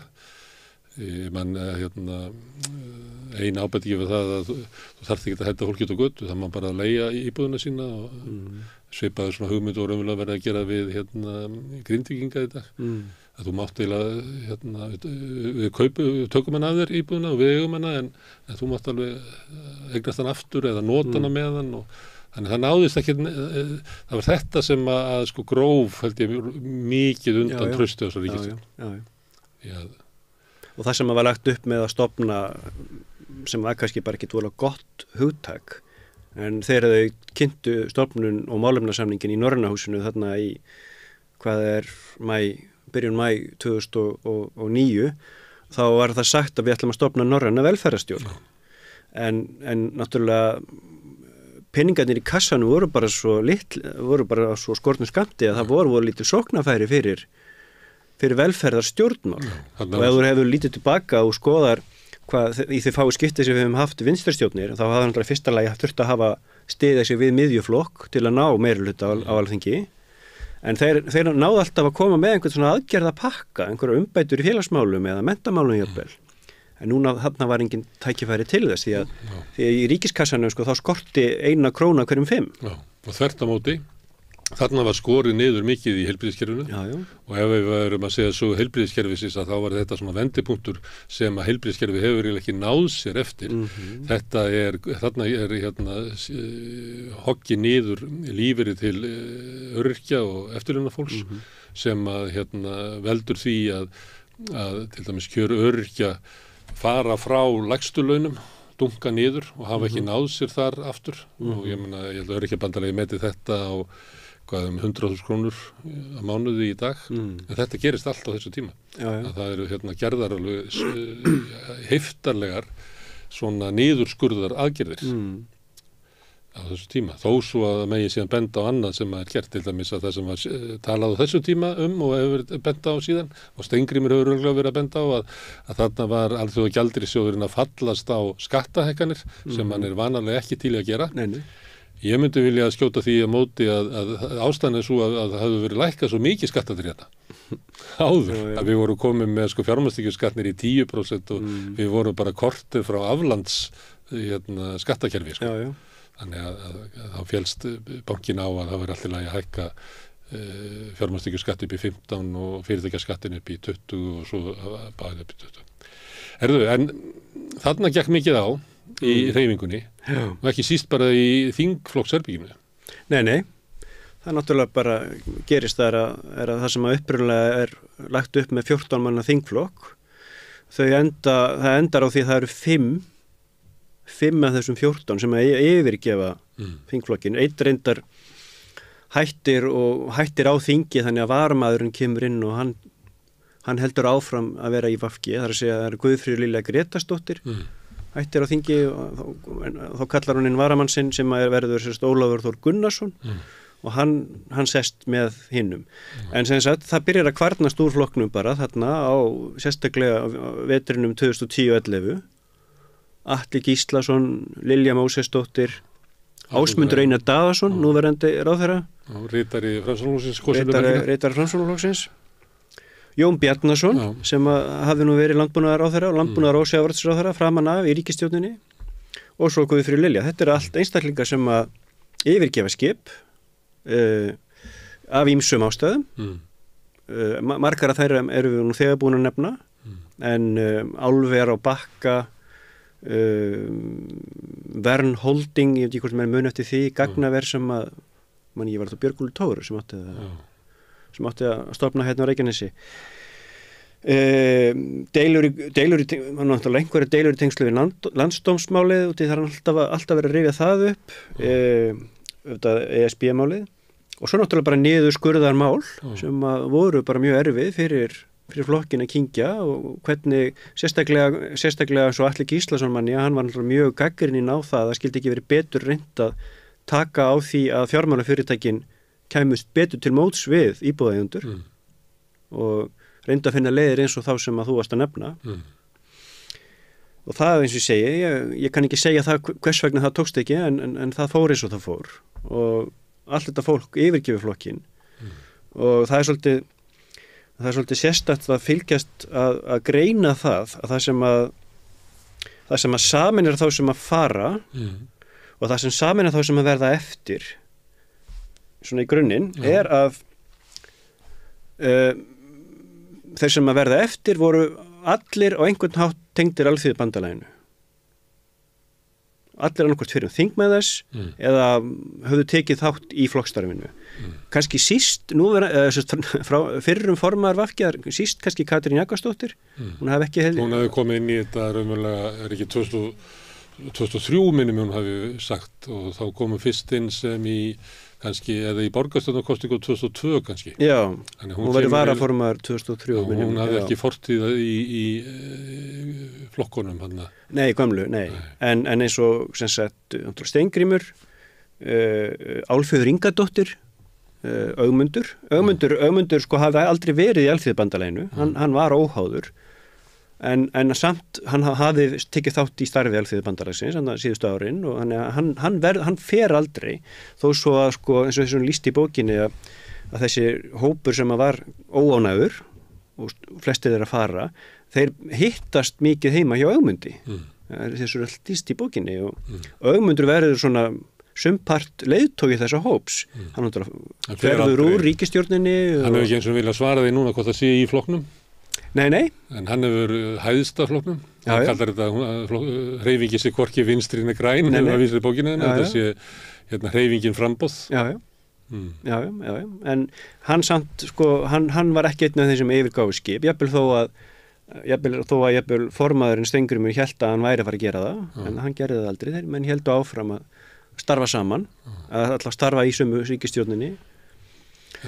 En alveg frá þessum tíma og raunverulega fyrir, þú myndist á Óla Komma og ég fór og googlaði svolítið segir sig úr VG og bara, þetta er svona ekki góð sakfræði í sjálfsögur, en það ágæti svona leið, mann fær svona sýnisotn og ég tók svona alls konar fólk og þá er náttúrulega Lilja Móses og Atli Gísla og Ásmundur sem fara bara 2011 og svo fara, Óli kom yfir það að fara í 2012 samkvæmt einhverju frétt, hann er kannski komið inn aftur sko. Já.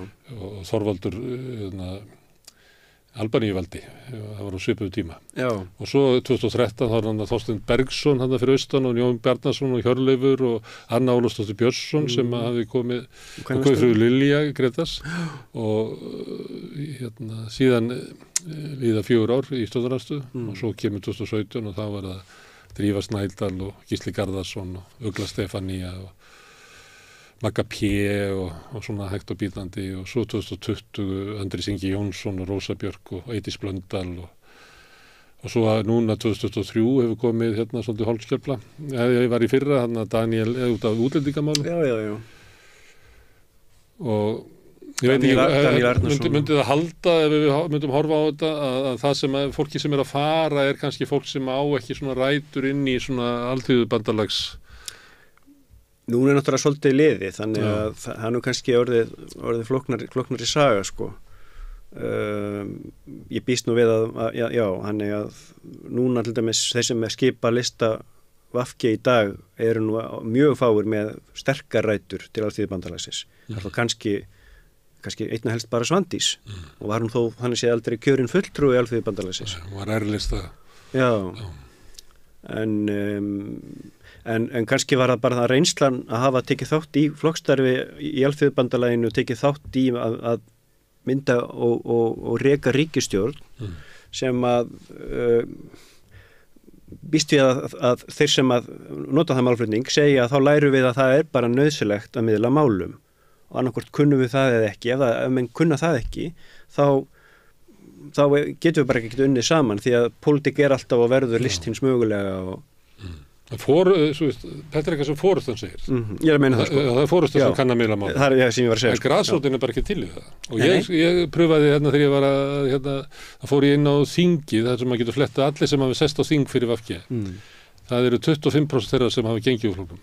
26,5% ef maður tekur Ögmund með sem er svona, hann er alltaf í þessu sem sér flokkur. Þú getur ekki heldur sett hann inn í sko hópin sem maður er í heldur tryggðu flokkur, en bara er það ekki. Og þú getur spurt þig, af hverju ætli þetta sé svona hátt hlutfall? Og ég held að þú finnur engan flokk í bara stjórnmálasögunni. Nei. Það sem þú sérð annað eins. Nei. Ég veit ekki hvort maður hafa einhverja alltæka skýring á því, en eins og þegar ég er að skrifa þessa bók, að þá, út af því þetta er svo mikil samtímasaga, þetta er hlutu til saga sem bara gerist í gær, þá hefur raunin ekki aðrar heimildir úr að vinna en bara viðtöl. Þannig að ég þurfti að taka viðtölu við fullt af fólki. Og mér fannst alveg sláandi er að jafnvel þeir sem hafðu farið úr flokknum í fússi, miklu fússi, þeir hafðu enn taugar til hans. Það var eitthvað við hreyfinguna eða flokkin sem að var rosalega gaman á góða árunum. Þannig að ég kynntist vola mikið á góðu fólki. Þetta voru svo góðar hugsjónir sem vorum að berjast fyrir. Þannig að hluta af hjarta mínu alltaf að ennþá. Var mér sagt þá, sko. Já. Þetta er ekki trúvill líka. Þú hefur ekki fengið til að hrækja á Biblíuna. Nei. Og ég ætla að segja reitt, sko, þegar kom svona, við vorum að íhuga að búa til Sjálfstæðisflokkinn. Þá fór ég og ræddi við fólk sem hafði verið í VG og gamla verkalýðskrata úr Alþýðubandalaginu, fólk sem hafði tekið þátt í búsáhaldabyltingunni, fólk sem hafði verið í Pírötum, í kvennalistanum og eitthvað fleira og var svona bara að reyna að skilja hvernig og ég, maður verið mjög fljótlega var við þetta að fólk sem tekur þátt í baráttu saman, það tengist mjög sterku böndum og það bara ég held að fólk fatti það bara leið og fyrir að hugsa út í það, sko. Þetta svona að við erum að vinna saman einhverjum verkefnum og ef að fólk fer yfir ævi sína það að vinna sigur með hópi fólks alveg dásaleg tilfinning, sko. Já. Og að líka sérstaklega ekki að verra ef það hefur verið mikið andóf fyrst og takist að brjóta sig gegnum vegginn með hópi fólks, þetta alveg dásaleg tilfinning og myndar sterk bönd á milli.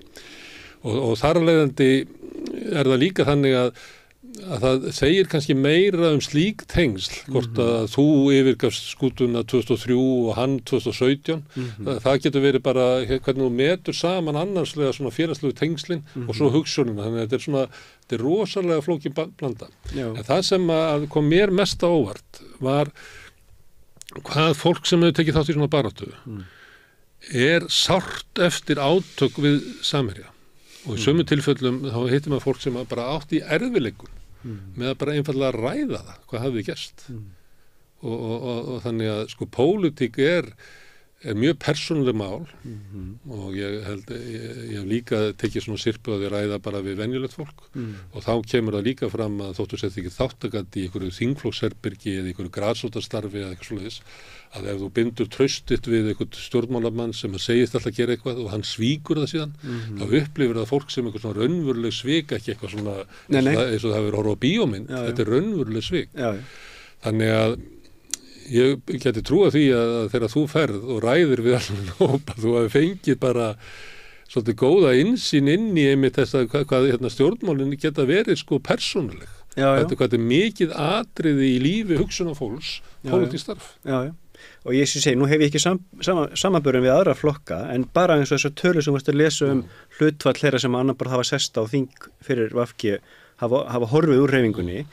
Það segir manni, það hlýtur að vera eitthvað sérstakt varðandi það hversu sterkar hugssjónir þar á baki. Eða svikin stór. Og svikin stór, að þegar að flokkur í ríkisstjórn lætur hjá liðast að gaggrina loftarásar Líbíu, eins og var til dæmis í tíð Jóhönnu stjórnarinnar, að það verða svik eins og alvarleg svik innan fjölskyldu. Svona gerur það bara ekki. Nei.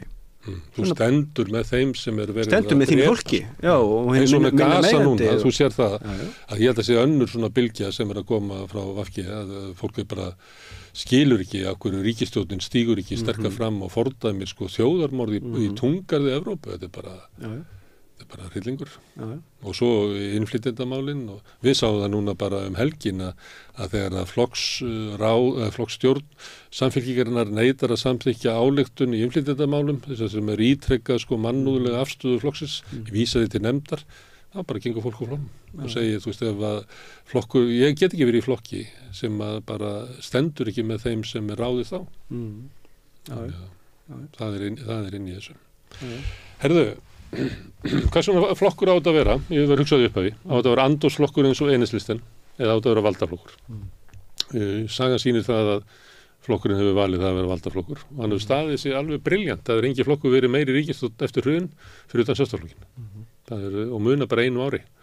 VG var utan ríkisstjórnar í 4 ár í tíð ríkisstjórnar Sigmundar Davíðs og Bjarnar Benediktssonar fyrri. Sjálfstæðisflokkurinn á bara þetta er jaft langt, það er 4 ár, það er vinstristjórnin en annars hafa flokkarnir sittið jaft mikið í ráðherrastóli og þessi átök sem við erum að lýsa náttúrulega sumuleyti sko fyrirsjá, ef við myndum fara til 99 þá gætu þóstur að gáfa þér og sé þetta fyrir að þessi það sem er ekki gert upp við það hvers konar flokkur þetta á að vera leiðir til þess að því að hann ætlar að vera valdaflokkur að andófsflokkurinn mun ekki geta lifað inn í honum.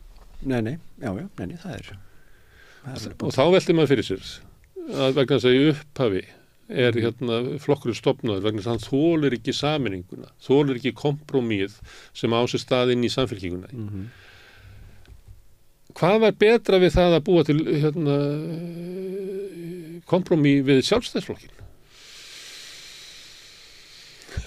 Nú ég að spyrja þig kannski í pólitík, þetta er ekki að koma út eða fyrir bókina þinn, því hún endar 19, það er bara 2 ár, COVID er að fara að skella á. Já.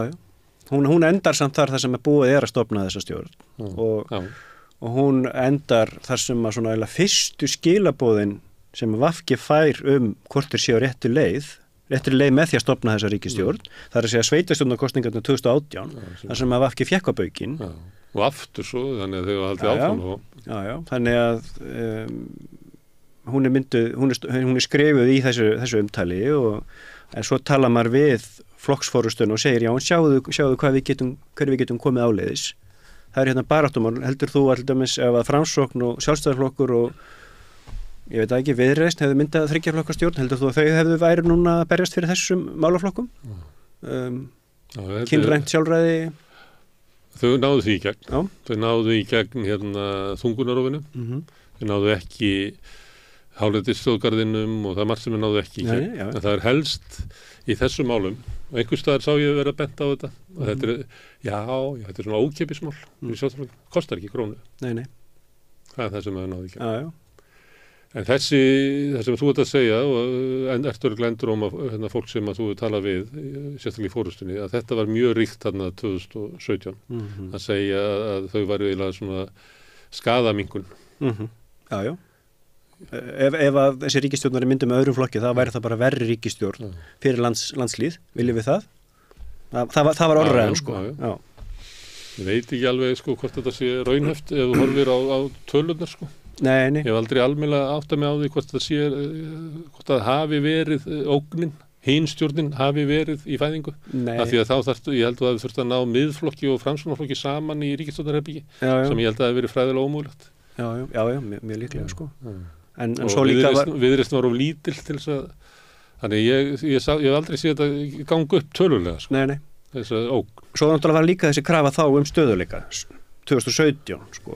Það var búið að kjósa svo oft frá 2016, frá 2013, þannig að við viljum ekki endalaust alltaf vera að mæta kjörstað og velja úr þessum flokkum. Getið ekki bara reynt að mynda ríkisstjórn, starfhafa. Það var svona líka einhver umræða. Ég náði þessu heldur ekki. Nei. Ég man ekki eftir kröfugöngunum, ekki fleiri kosningar, en auðvitað er þetta kannski inn í svona stjórnmála í elítunni, þar er þetta verið, en ég held þetta almenningur til að kjósa Eurovision hverju ári og þetta bara allt í lagi, og því að það var svo lögð mikil áhersla af stjórnmálafólkinu að þetta veri krafa almennings að því að ég bara skynja hana eiginlega hvergi. Nei, kannski var til heimabrúks. Við viljum bara góða ríkisstjórn, við viljum réttláta ríkisstjórn, við viljum ríkisstjórn sem að fer eftir vilja almennings. Ég held að almenningur hugsi bara hvernig þannig. Já. En það var reynda var ríkisstjórnin líka myndu þarna því að þá var stöðuleika framlögin voru komin, staði ríkisstjórn var góð og ég held að allir flokkarnir, VG, Sjálfstæðisflokkur og Framsóknarflokkur hafi litið svo á að nú væri tækifæri til svona innviðauppbygginga þannig að það mætti gera ýmislegt sem VG og Framsókn vildi án þess að það verði halli á ríkissjóði og það var lagt upp með það. Það væri svolítið svona góðsend tíð fyrir stjórnmálamenn framundan. Mér fannst það vera stemmingin. Síðan náttúrulega kemur COVID og ýmislegt annað og þannig að flokkarnir hafa aldrei verið þessari stöðu. Nei. Og þannig að ég held að það hafi verið svona hugmyndin þetta gæti orðið gott vegna þess að staða ríkissjóðs væri svo góð. Já. En svo kom náttúrulega þessi faraldur. Sem að bæði er erfiður að því leiti að hann náttúrulega var reyndi á ríkissjóð, en hann gaf líka náttúrulega stjórnmálamönnum ákveðið svona plattform. Hér og annars þar. Já. Og skiptið lengu máli hvaða stefnu stjórnvöld höfðu. Eða í öllu löndum nutuðu traust. Já, unnu á. Unnu á en síðan hins vegar eftir COVID þá hefur komið svona bakslagilega í flesta, en þessi ríkisstjórn, hún náði einhvern veginn inn í COVID áhrif, það var kosið aftur 2021, það voru samkomu takmarkanir í snemma árs 2021, þannig að hún kemur inn í kostningarnar í COVID, sem Davíð þreytist ekki á að benda þetta.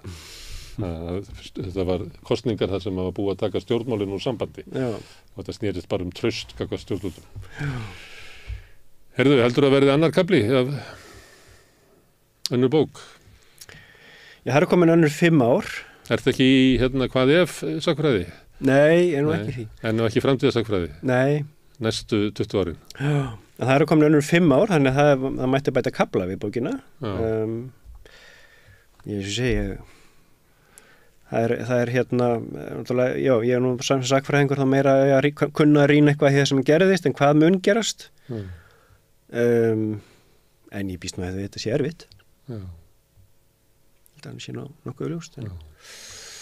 Þú kynntist náttúrulega það sem að eins og er kannski bókin segir manni og ég hef verið rekast á förnum vegi sumt af þessu fólki sem að ég var að taka viðtal við að þau segja mér mikið var gott að við réðumst í að skrifa þessa bók vegna þess að hún geti verið flett upp í henni og sjá, þetta er svona erfitt núna, þetta var jafnlega enn erfiðara 2011. Þannig að bókin hjálpar okkur að rifja upp að við höfum nú farið gegnum ýmislegt og örugglega munum við líka rísa upp úr þessu. En ég held að ég við blaðamenn alveg eins og, eða sagnfræðingar alveg eins og blaðamenn, að þegar maður safnar saman upplýsingum hérna og þaðan og svo segir maður eina sögu, að það var nú oft þannig að enginn er sáttur við hana, því þetta er náttúrulega ekki saga eins. Nei. Þú er líklega fengið svona... Já, en...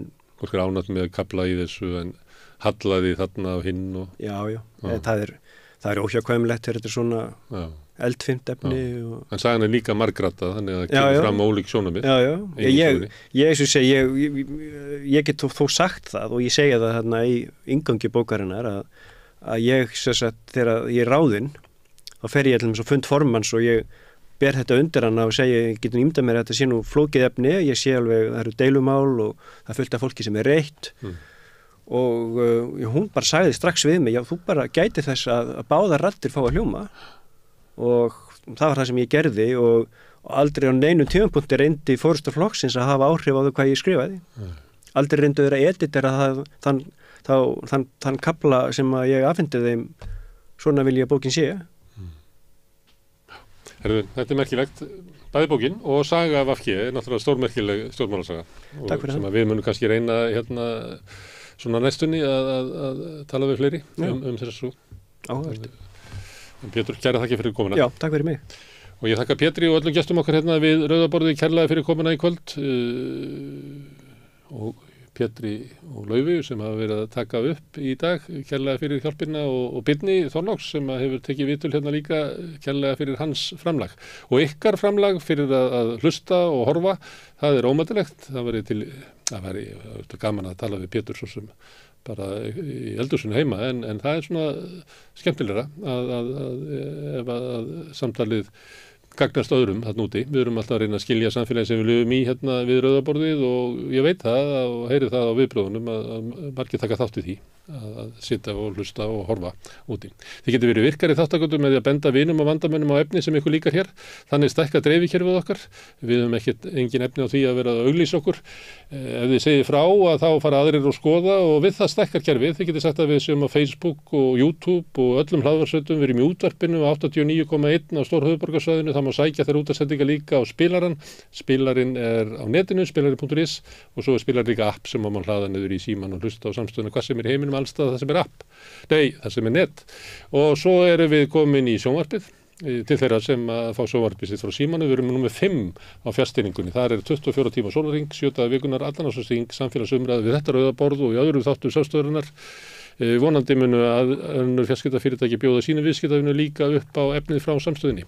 Þið sem að vilja taka þátt í að byggja upp samstöðina geta gert áskrifendur, það er svolítið mikilvægt vegna þess að hugmyndin er sú að samstöðin verði fjölmiðill, öflugur fjölmiðill í eigu hlustenda, áhorfenda og lesenda. Það kostar 2.500 krónur að vera áskrifandi, mér er sagt að það sé lágt verð með við það efni sem við búum til, þið megi borga meira ef þið viljið, þið farið þá inn á samstöðu.is, það er hnappur sem ástendur áskrift, ef þið ítið á hann þá getið þið skráð ykkur. Því sem að kjósið getur látið áskriftin að renna sem félagsgjöldin í alþýðufélagið og það er alþýðufélagið sem á og rekur samstöðina.